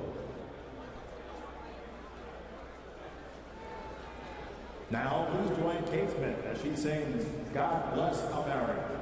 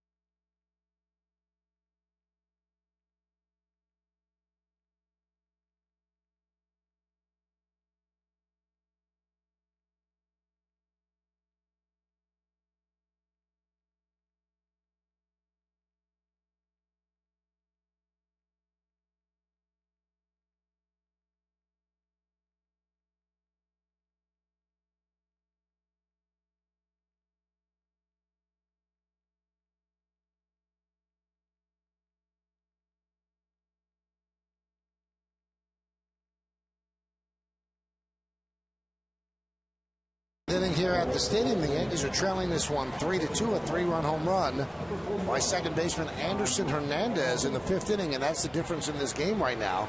As the Yankees are down 3-2, they couldn't do anything against Chiron Martis, and now a guy they know very well, Ron Valone, kind of came up the scrap heap to start pitching for the Nationals, and he's pitched very well. He's going to face Damon Teixeira and A-Rod.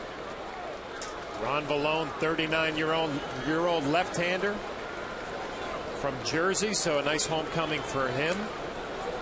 He'll come right at the Yankees. Good fastball slider. Manny Acta makes the call to the bullpen, brought to you by Verizon Fios, over 100 HD channels and the fastest internet. This is Fios, and this is big. Valone has given up runs in 3 straight outings. Ground ball, base hit, after not allowing a run his first 19 outings. So the Yankees have the leadoff runner on here in the 7th. Just what the Yankees need, a little bit of life. You see the numbers still impressive after giving up those runs his last 3 outings, though. .96, 10 walks in 18 2/3, 9 strikeouts. Left-hander with a reputation. He'll come right at you. Proud of his fastball, decent slider. And the pitch to Teixeira is low.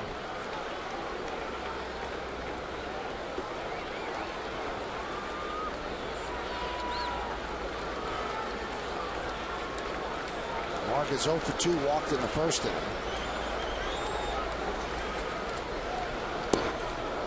Held up on that pitch, breaking ball low, and the count 2-0. Veteran lefty doesn't get the benefit of the doubt on this call. We'll see how Nieves caught it. In the bottom of the zone, just underneath it. Dan Iassogna did not give Valone the call. Teixeira, lifetime against Valone, 3 for 6 with a home run. Damon leads off first. High drive, left center field, going back Duke, still back, on the track, at the wall, he can't make the play. Johnny Damon's rounds 3rd. They're going to wave him home. Here's the throw. Here's the play. He's in there. Game is tied at 3. An RBI double by Teixeira.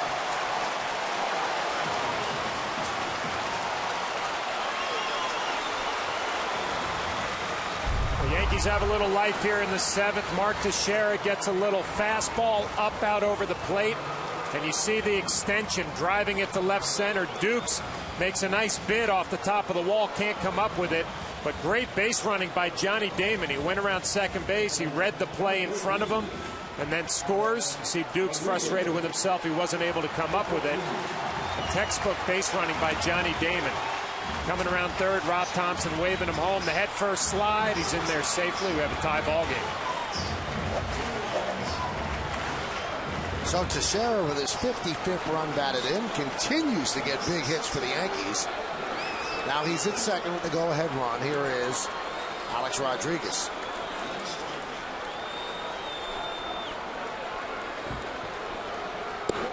And a strike from Valone. Alex Rodriguez 0 for 8 in his career against Ron Valone. Wouldn't expect those numbers to be like that. Left-handed pitcher, Alex hitting right-handed.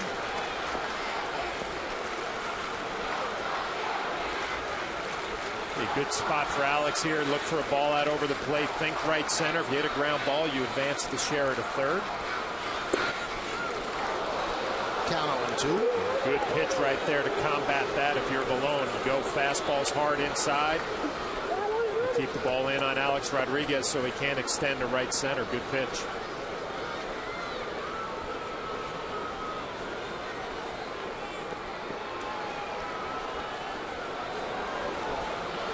3-3 game, bottom of the 7th.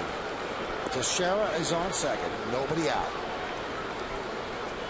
And the 0-2 to A-Rod.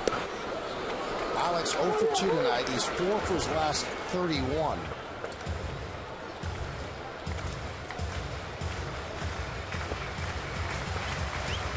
Yeah, 0 for 8 against Valone in his career. And when the numbers, you said it, he's struggling a little bit lately, Michael. Doesn't have good numbers against Valone. Simplify your at bat. Try to hit a ground ball to right side. You may not get a base hit, but you advance to Teixeira to 3rd with just 1 out. It'd be a positive at bat for you.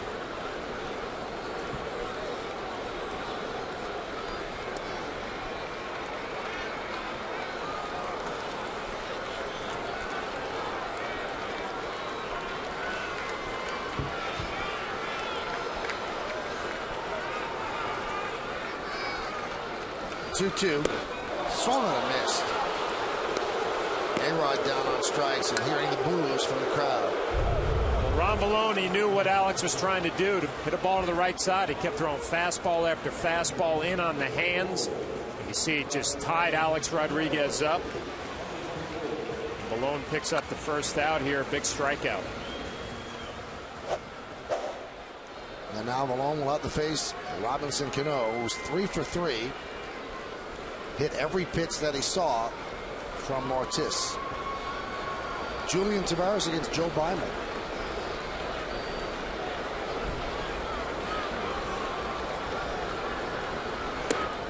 Finally takes a pitch upstairs.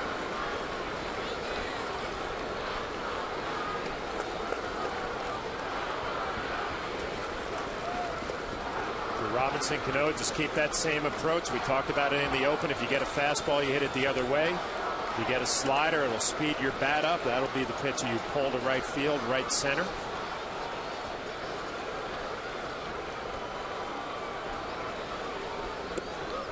Missed outside.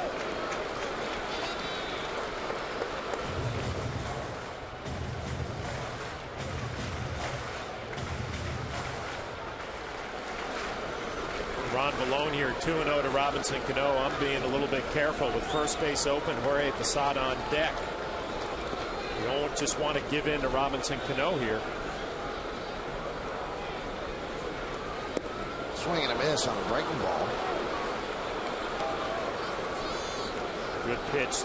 2-0 slider out of the zone.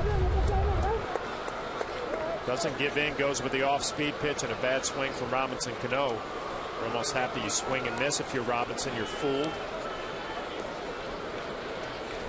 Well, I'm sure Ron Malone knows Jorge Posada on deck, 3 for 4 in his career off of a lone 750. Well, it's not going to be easy for the left-hander here.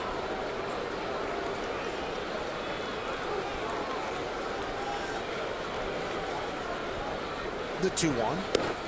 Nice pitch on the outside corner. And the count 2-2. Robinson Cano, you get a 2-0 slider. You're thinking possibly he's going to come back with a 2-1 slider, but he doesn't. He locates it perfectly. Down and away. Great spot. Tough pitch to hit.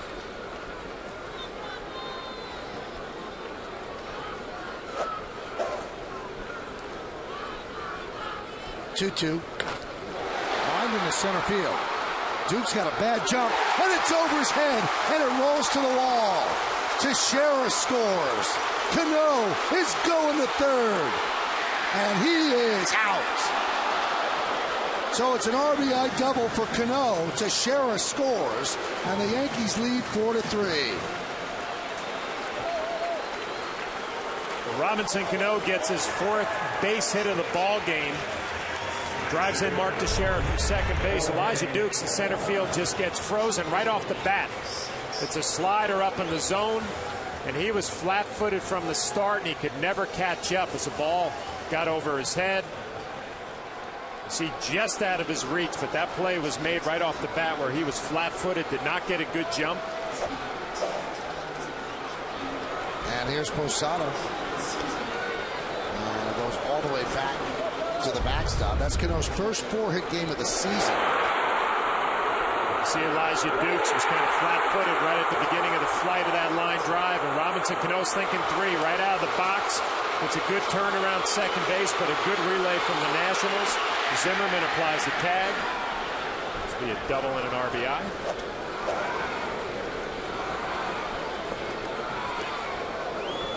Let's be honest, the Yankees have been very, very fortunate in this inning. Teixeira really hit the ball, but it was catchable. It would have been a very, very good catch. And the ball off the bat of Cano should have been caught as well. Now, if you keep the score at home, it's a double. It's a ribby. And he's out trying to stretch 8-6-5. Yeah, the Teixeira play is a tough play. You make that catch, it's an outstanding catch. But the line drive by Cano, you're right, Michael, that's a play that should be made. And you're starting to see some of the weaknesses of the National team here. The bullpen, the ERA, second worst in baseball. The defense for the Nationals makes a lot of errors, but that's a play right there that won't show up in the scorebook. A play that should be made.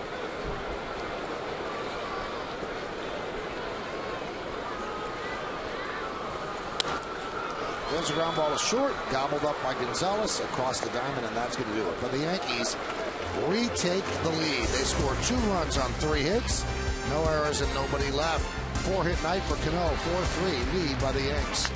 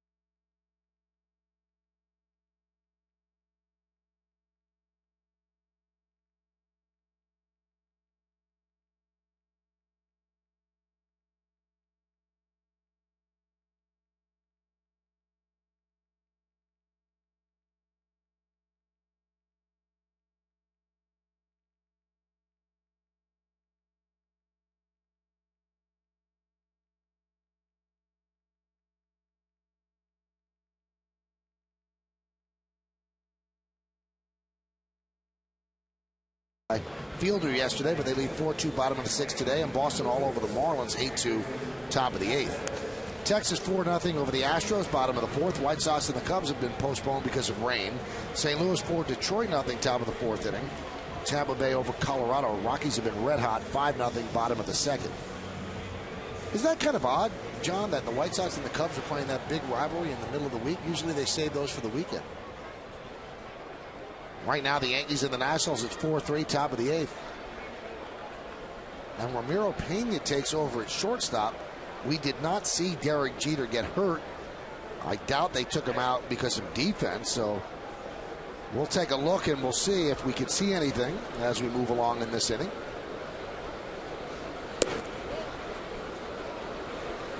This is his last at bat, John. Let's see if we see anything.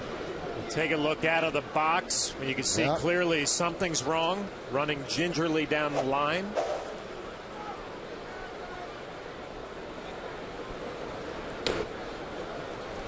Count 1-1. Well, CC Sabathia got himself a second life with that 2-run inning by the Yankees, and Anderson Hernandez took the lead away from him once, and he's leading off here in the 8th inning. CC's at 101 pitches with the Yankees up 4-3. Yeah, you would expect every pitch here is Brian Bruni off the disabled list getting loose in the Yankee bullpen. You'd expect every pitcher Hernandez to be away this at bat.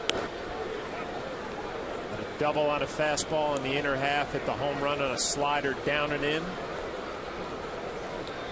CC and Jorge Posada just stay away and take the chances.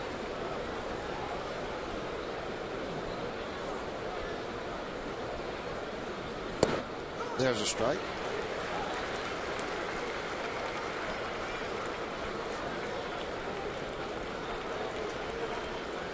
Try to think along with Joe Girardi here as you take a look at this fastball down in the zone. CC Sabathia gets that call from Dan Iassogna, the home plate umpire. Ground ball up the middle. Pena. One away.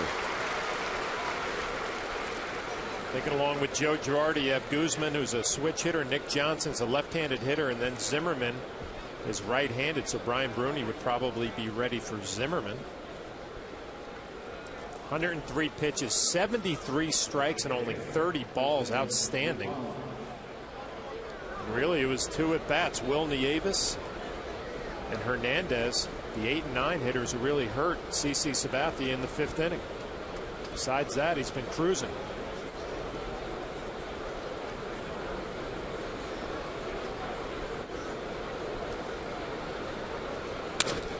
Broken back ground ball up the middle. Cano backhands, fires across the body, and a pretty backhand scoop by Teixeira for the 2nd out. Boy, it is such a luxury if you're an infielder for the New York Yankees. You just have to get it in the general area, and Mark Teixeira is going to come up with it. A nice backhand. You know Robinson Cano has that strong throwing arm, a little bit low, and the backhand from Mark Teixeira. Great defensive play.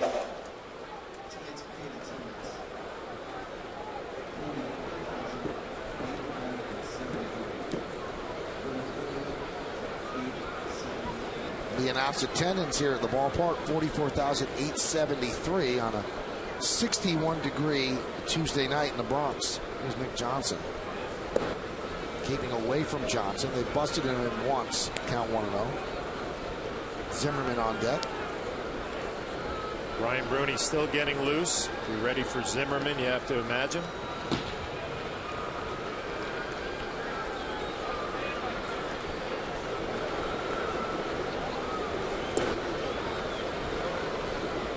Sabathia's trying to complete at least 8 innings for the 5th time in his last 8 starts. And boy, you know, it doesn't sound like much, but it's so important, and it doesn't happen in baseball a lot, especially in the American League, for you to complete 8 innings. He's been a horse. And Posada goes out and talks with him. Well, he really has, as Dave Island, Joe Girardi looking on. And, you know, really the one weakness of the Yankee ball club has been the bullpen. And CC Sabathia has kind of hidden that weakness when he pitches. He goes deep into the games. Love to get Nick Johnson here, 2-0. Got to believe they're just going to pitch him away, play him away, make him hit the ball to the big part of the ballpark. 1-run game.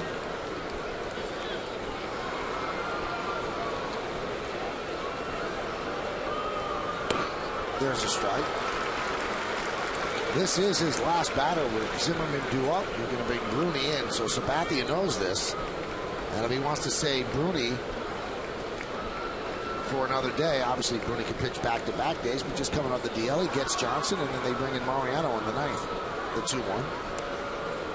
Count 3-1, so 1 pitch away from going to Bruni. He's being careful with Nick Johnson. He doesn't have a ton of power, only 5 home runs this year. But a 2-0 slider, a 2-1 slider. Respecting Nick Johnson here with the short porch in right field, everything away. And he walks Nick Johnson. And it looks like Joe Girardi's going to climb those dugout steps.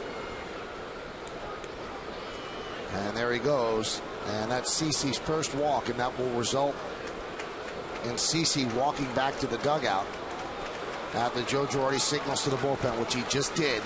So it's going to be Brian Bruni against Ryan Zimmerman. Sabathia is going to get a nice hand. 44,873. Cheer for the left-hander. He's done a good job. He leaves with a 4-3 lead. Can the Yankee bullpen hold on? Stay tuned.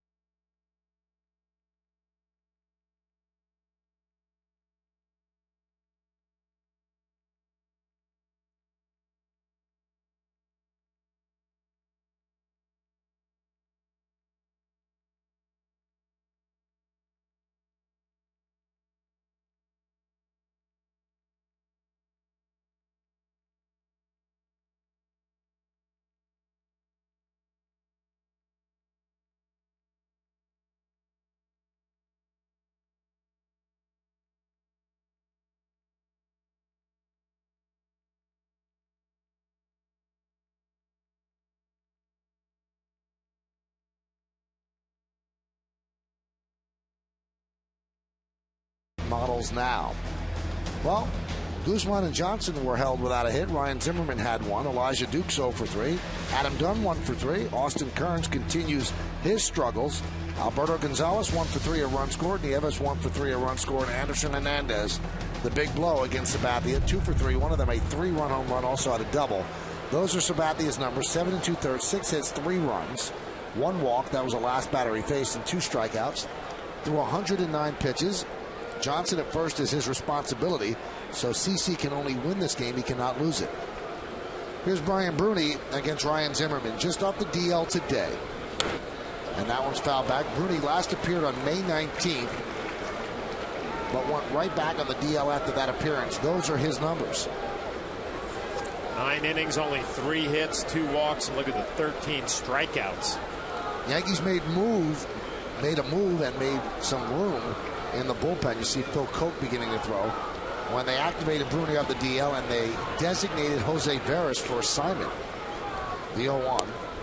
They still had an option left over for David Robertson, but he's been pitching well. They decided to stay with him and pretty much discard Jose Veras. They have a chance to trade him over the next 10 days, but that's an arm that throws 95, 96 miles an hour. Bruni's pitched just once since April 21st, and that was on May 19th. And that's why you wait for Bruni, 96 miles an hour. That's why they think Bruni could be the 8th inning guy if he stays healthy. He threw a nasty slider the pitch before, down and away, and that's just power against power. 96 right by you. Now, if you're Brian Bruni, Jorge Posada, you can go a little bit higher. Go with that good fastball up in the zone, see if you can get Zimmerman to chase.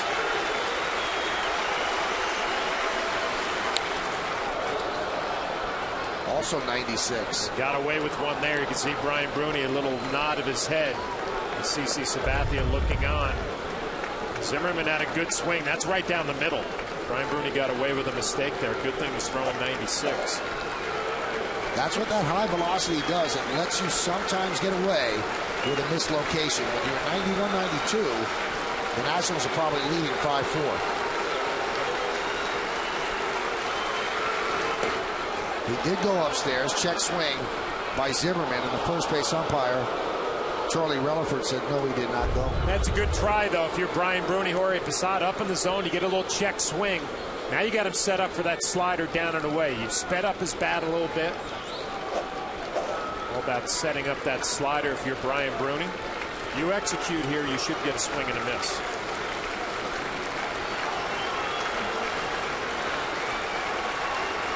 Two-two. Ground ball. Grabbed there by Cano. Nice play. And Zimmerman is retired, so Bruni off the DL gets the final out of the 8th inning, much to the joy of CC Sabathia. No runs, no hits, no errors, and 1 man left on base. Good play to the glove side by Cano as we go to the bottom of the 8th. Yankees up by 1.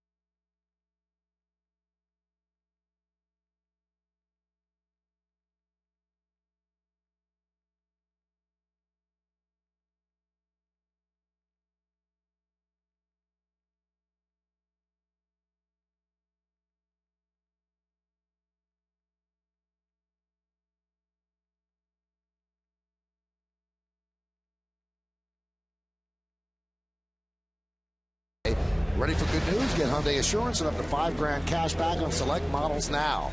This is the Yankees in-game box score. Johnny Damon 1 for 4. 2 runs scored. Mark Teixeira tied the game with a double and an RBI. Robinson Cano was principal for a day at PS 55 in the Bronx. Promised the kids he was going to do well today. They continue to do well in school. He's held up his end. 4 for 4, double, 2 ribbies, and a run scored. Posada 1 for 3. And Melky Cabrera with a sac fly. Nick Swisher with a walk. Yeah, it's that chilly here in the Bronx. 61 degrees, and it definitely has like a September feel to it. Certainly not a June feel. 4-3, Yankees lead. We're in the bottom of the 8th inning, and the new pitcher for the Washington Nationals is Mike McDougal. You might remember him with the Royals and the White Sox. He throws very, very hard. And he'll face the bottom third of the Yankee order.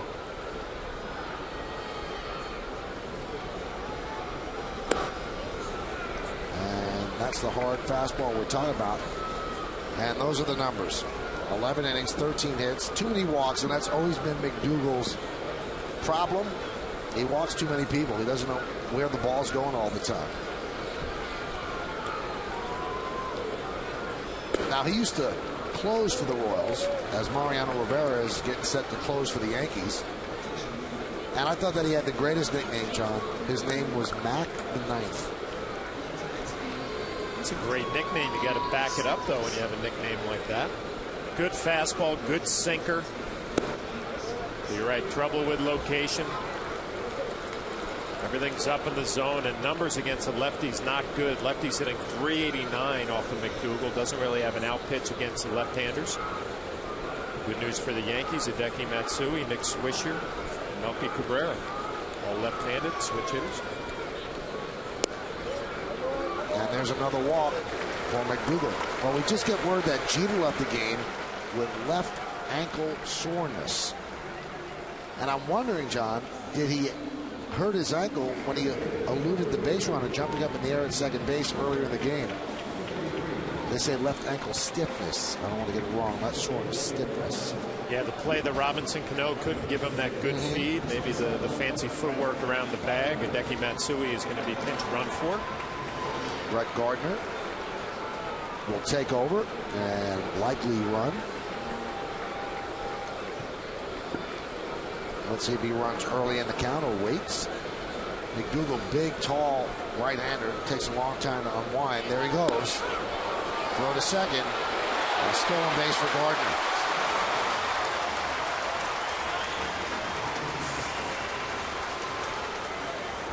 Tough when you're a catcher in Nieves. When Brett Gardner comes in there, you know he's going to run. Everybody in the ballpark knows it. Going on the first pitch, he doesn't even get a great jump. And Nieves just a little wide, high right. Gardner slides right underneath it. See, he gets rid of it in pretty good shape. Has a lot on it, just a little bit high right.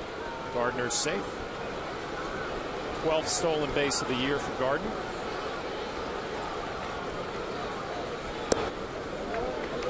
Well, Swisher wants to pull the ball now and get Gardner to third. That'd be a nice insurance run for the 9th inning. It really would be. And I'm having flashbacks to Homer Bush when he came in to pinch run late in games. You're behind the plate, and everybody at the stadium knows he's running. Not a good feeling. You have to be perfect. The pitcher has to be perfect. The catcher has to be perfect. Not an easy combination. And Homer was great. 98, that was some bench the Yankees had. Everybody knew what their job was. And even when you knew he was running, John, as you said, it was hard to get him. No, yeah, that'd have a perfect combination. The pitcher had to be quick to home plate. The catcher had to be quick and accurate. I mean, that's what Gardner really can do for this ball club. Obviously, he can play every day as well, but a weapon in these tight games, these playoff-type games, when you're playing close baseball down the pennant race. Be a huge weapon.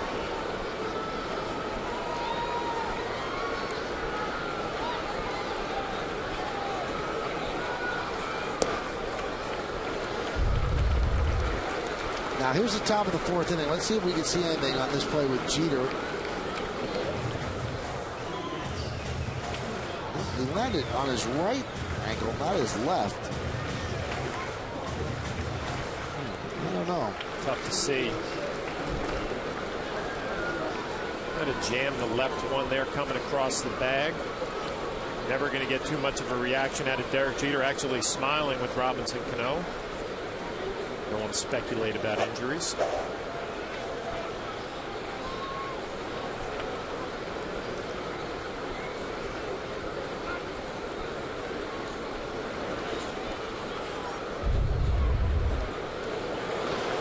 This was the last at bat where he had a hitch in his giddy up, and then I lead the game with Ramiro Pena playing short.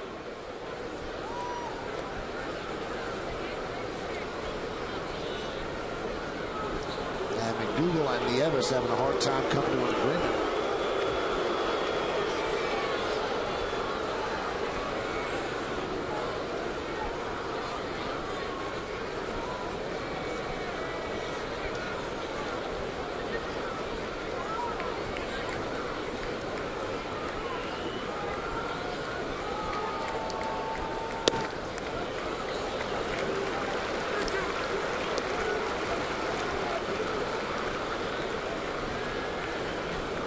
And another full count for Nick Swisher. He lives with full counts.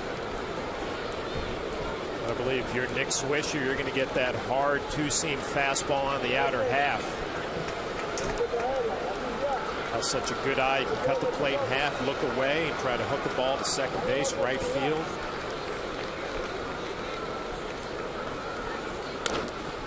Tap slowly, left side. What a play by Ryan Zimmerman to get Swisher at first as Gardner moves to third. Zimmerman can play a little. Zimmerman has shown us range to his left, to his right, coming in. Nice transfer here. The sidearm throw gets Nick Swisher. But Nick does his job. His job is to get Brett Gardner to third base, and he did it. Nice play by Zimmerman. Nationals bring the infield in. Looks like Zimmerman in a little bit of pain. Infield in for Cabrera. He's driven in a run with a sac fly. And there's a fastball strike. Remember, coming up for the Nationals, Elijah Dukes, Adam Dunn, and Austin Kearns, all with some power. You get that second run, you give Mariano some breathing room.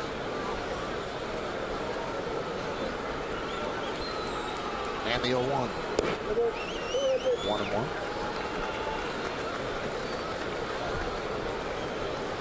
Tomorrow for the Yankees, Chin-Ming Wong, the new daddy, is going to start against John Lannon, who's from Long Island. Long Beach, Long Island.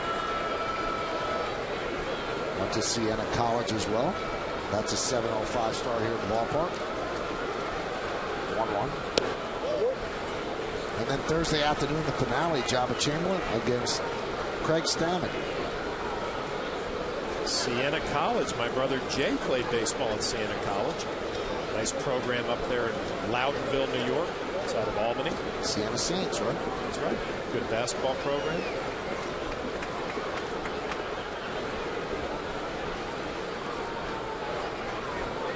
The 2-1. And the count 3-1. Watching Brett Gardner at third base, he's getting a great secondary lead down the line, even though the Nationals playing the infield in. Brett Gardner, with the kind of speed that he has in the secondary league that he is taking, he might be thinking about going on contact, anything on the ground, and forcing the Nationals to throw him out. But he's getting a great secondary lead down the line. Count 3-2.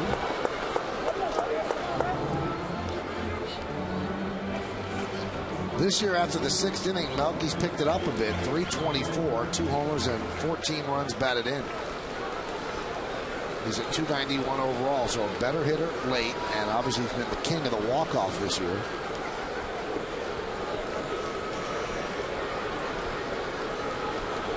(3-2), and he walked it. Now the injury to Jeter is tough here because it would be Derek Jeter coming to the plate. Now it's Ramiro Pena with runners on first and third with 1 out.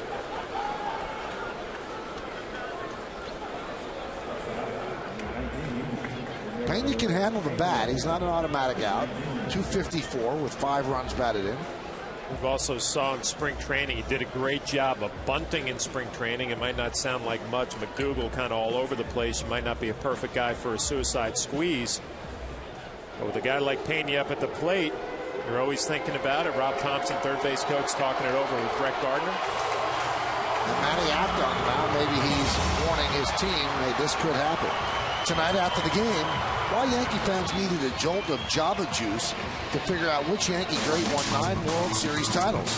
Do you know who it is? Find out on the Verizon Fios game wrap-up tonight after the game on My 9 News.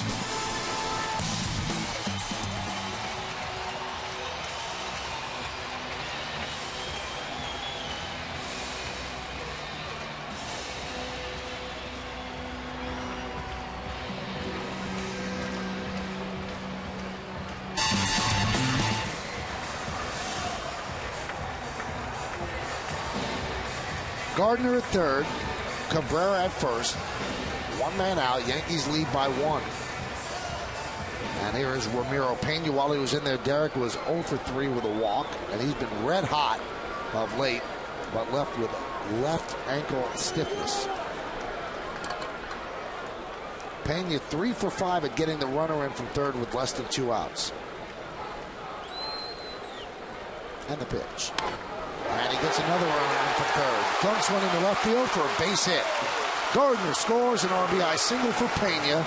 Cabrera stops at second, and the Yankees are up by 2, 5-3. Pena has done such a nice job for the Yankees. Been a pleasant surprise this year. And just gets a sinker middle of the plate away. Doesn't try to do too much. Doesn't hit it all that well right off the end of the bat.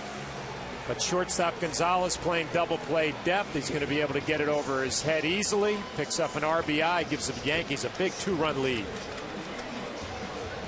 Well, Matty Acta makes another trip to the mound, and he is going to take the ball from Mike McDougal. So he's going to go to the bullpen. One more time with Johnny Damon coming up. Mike McDougal is out, and we'll be back in a moment.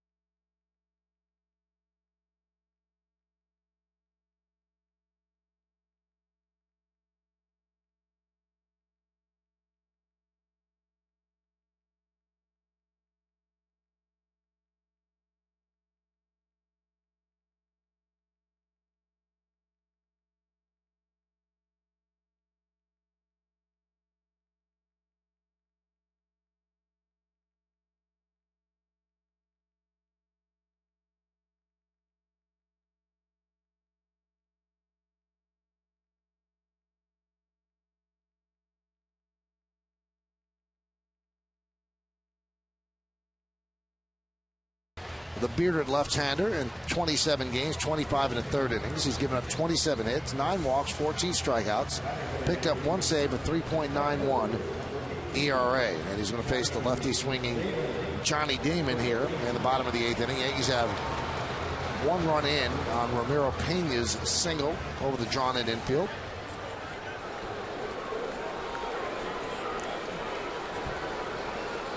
Damon is 1 for 4.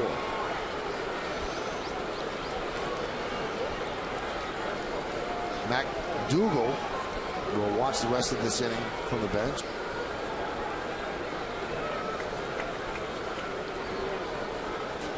And Beimel deals 1-0. Beimel's been hot lately. 1 earned run over the last 9 1/3 innings. So on a pretty good run. Be tough on a lefty, kind of a 3/4 steps across his body delivery.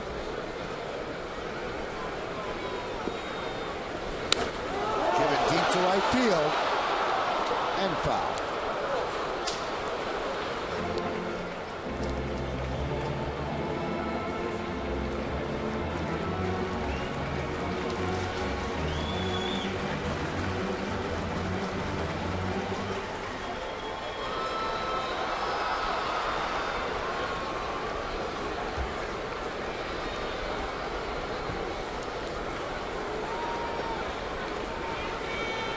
off second, Pena off first. 5-3 Yankees lead on the pitch. Off-speed pitch, and Damon way out in front. Bimel's got like a little hesitation, steps right at Johnny Damon. Little slider wasn't located very well, but it had enough off speed that Johnny Damon was out in front.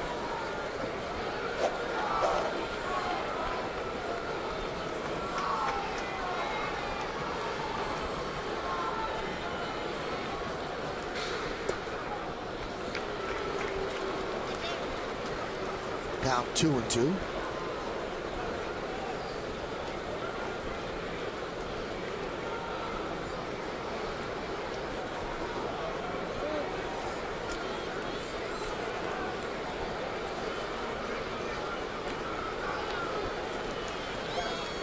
And they tried the pickoff.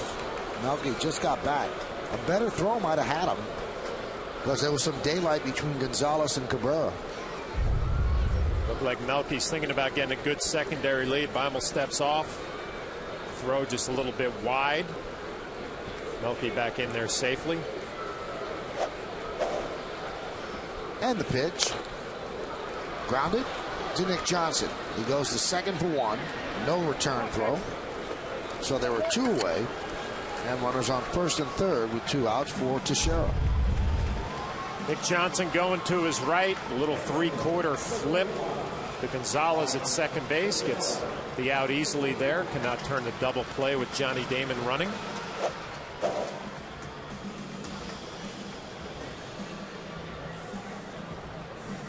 Teixeira going to be hitting right-handed again. Hit a big double and an RBI. His last at bat hitting right-handed off the fence in left center.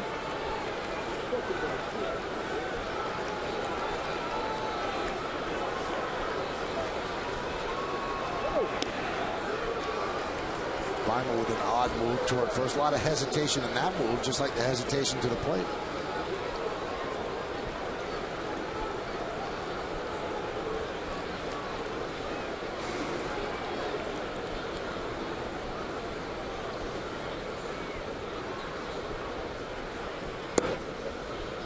Count 1-0.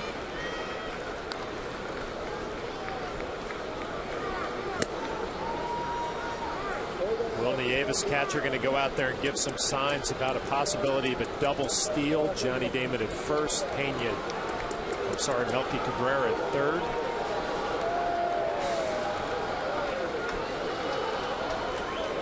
Got to believe Mark Teixeira is going to get a chance to swing the bat here, as hot as he has been. RBI guy.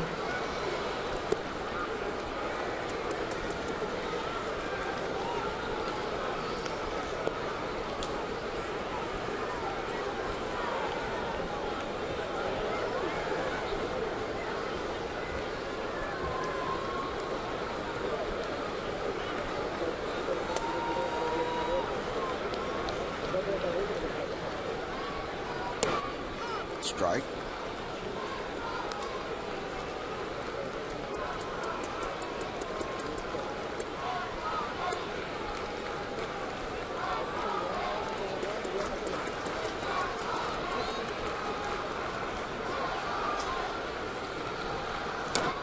Nub foul. And the count 2-2. Doesn't have overpowering velocity, 85 miles an hour, but a little deception in the delivery. Was a little changeup off of that 85-mile-an-hour fastball. But Teixeira doesn't look real comfortable.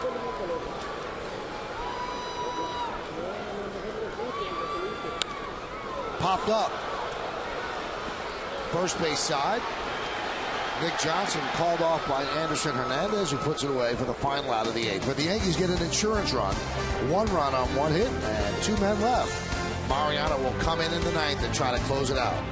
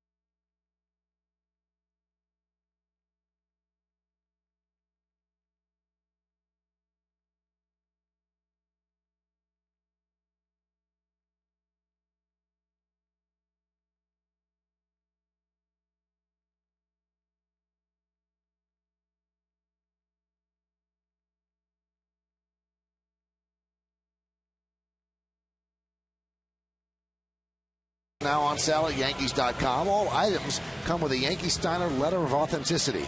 For more information and to purchase original Yankee Stadium seats and other memorabilia, visit Yankees.com today and click the Shop tab.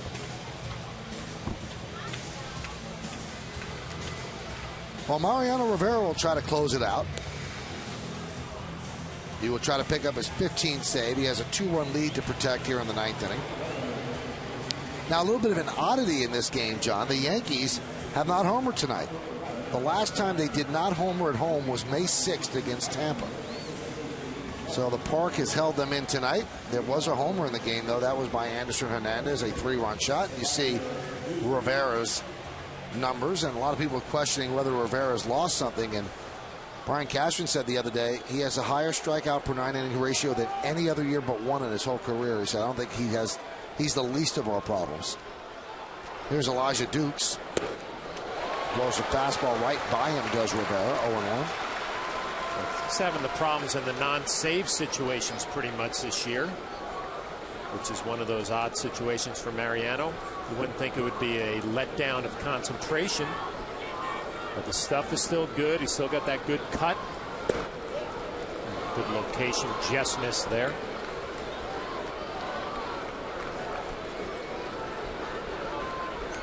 Dukes has faced Mariano twice with 1 hit.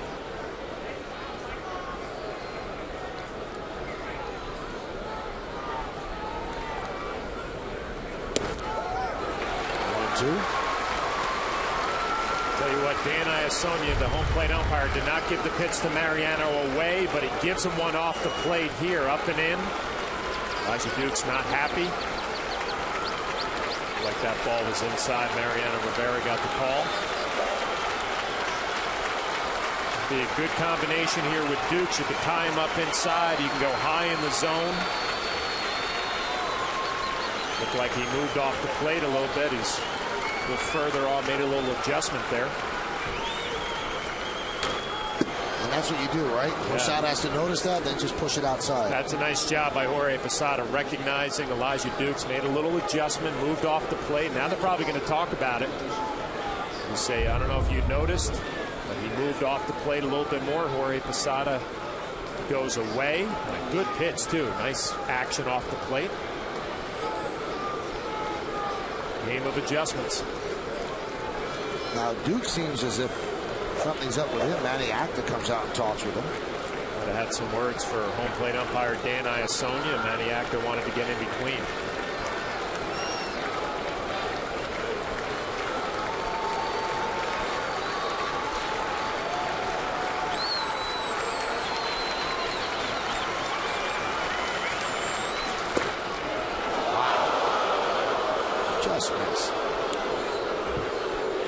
You could say it was low because it had plate. Jorge Posada setting up inside, goes to the inner half. Borderline down, just below the knee.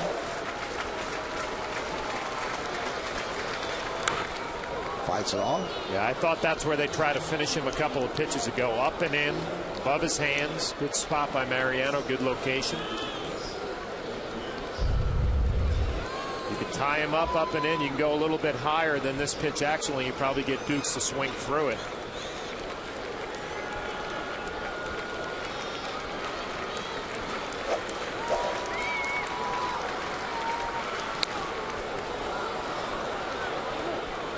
Fouling off some good pitches, spoiling him. You know what he's doing, too? He's set up off the plate, but he's diving out across. Like Mariano, if you throw it at his front hip, be able to cut that ball to the inner half. He's starting out off, and then he's diving across. Might be able to lock him up inside with a cutter right at his front hip. And that's what they're trying to do. Grounded foul. He got there. Impressive just to be able to get there. I thought he would jam himself on that. Dukes is battling, making Mariano Rivera earn this. You can see Jorge Posada wants it inside. Maybe caught a little bit too much of the plate. Dukes, all he could do is pull a foul. Given a good at bat here. You do not want Dukes to get on because Adam Dunn has the power to tie it. He has 17 home runs. Dukes an important batter. Really making Rivera work. Mariano's going with cutter after cutter after cutter. It might be time for that two-seamer. Run one in on Duke's hands. Every pitch he's thrown has been moving away from Elijah Dukes. How about one running in on the hands? This will be the 10th pitch of the at-bat. 2-2. Ground ball up the middle. Cano. Off balance throw. Gets it. Cano's played some game tonight. He's had a great game offensively, going to his right. Nice range, and then the strong throwing arm and the accurate throw. But it's such a luxury, Michael. I mean, these infielders, you could tell, they just have to get in the general area, it makes them relax. There's not a lot of stress on the throw. Mariano Rivera paying attention. He likes it. Big first out. You're an infielder. You just get it anywhere around first base. Mark Teixeira is going to make the play. Mariano has completed 10 straight save opportunities. Trying for number 11 in a row. And the pitch to Dunn. There's a strike.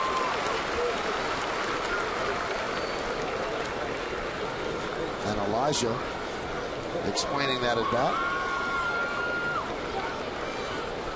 He really battled. Tough at bat against a great pitcher. Count 1-1. Dunn, infield single, a squibber, third base side, then grounded to first and grounded to third. He's faced Mariano twice, does not have a hit. Strike. It's not going to get any better than that for Adam Dunn. I mean, that ball was pretty much right down the middle. He wasn't able to pull the trigger. You see Jorge Posada setting up away. It ends up right down Broadway. And Dunn couldn't turn it loose. 1-2. Strike three. Dunn down looking. Dunn is just going to shake his head. He had the pitch to hit. The pitch before this one. This is a backdoor cutter located perfectly on the outside corner. If you're done, you go back to the dugout realizing you missed the pitch before when you couldn't pull the trigger. Well, Mariano with that strikeout has now tied Ali Reynolds for 11th place on the Yankees all-time list with 967. Ali Reynolds, the super chief. And this is the great Mo. Here's Austin Kearns. Pitch inside 1-0. Kearns 10 for his last 69.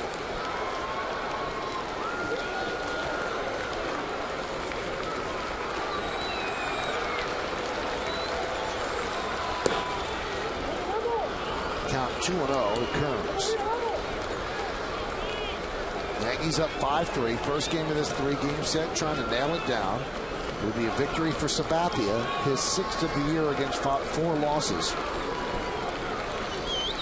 There's a strike. Sabathia had a nice ball game except for one pitch to Hernandez cost him 3 runs, but the Yankees did a nice job getting into the National bullpen. Able to do some damage in the 7th and 8th inning against that bullpen, take the lead. And the 2-1. Missed outside with the cutter. And the count 3-1.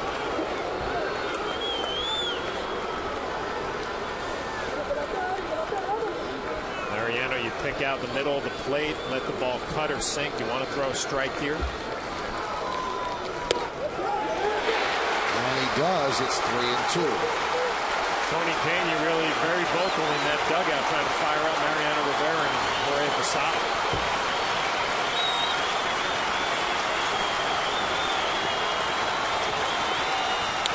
Grounded up the middle. Pena fires. Got him. And the Yankees win 5-3. Mariano Rivera picks up his 11th straight save. And this is the Yankees' 22nd come from behind win of the season. And when the Yankees win the series opener, it's good news.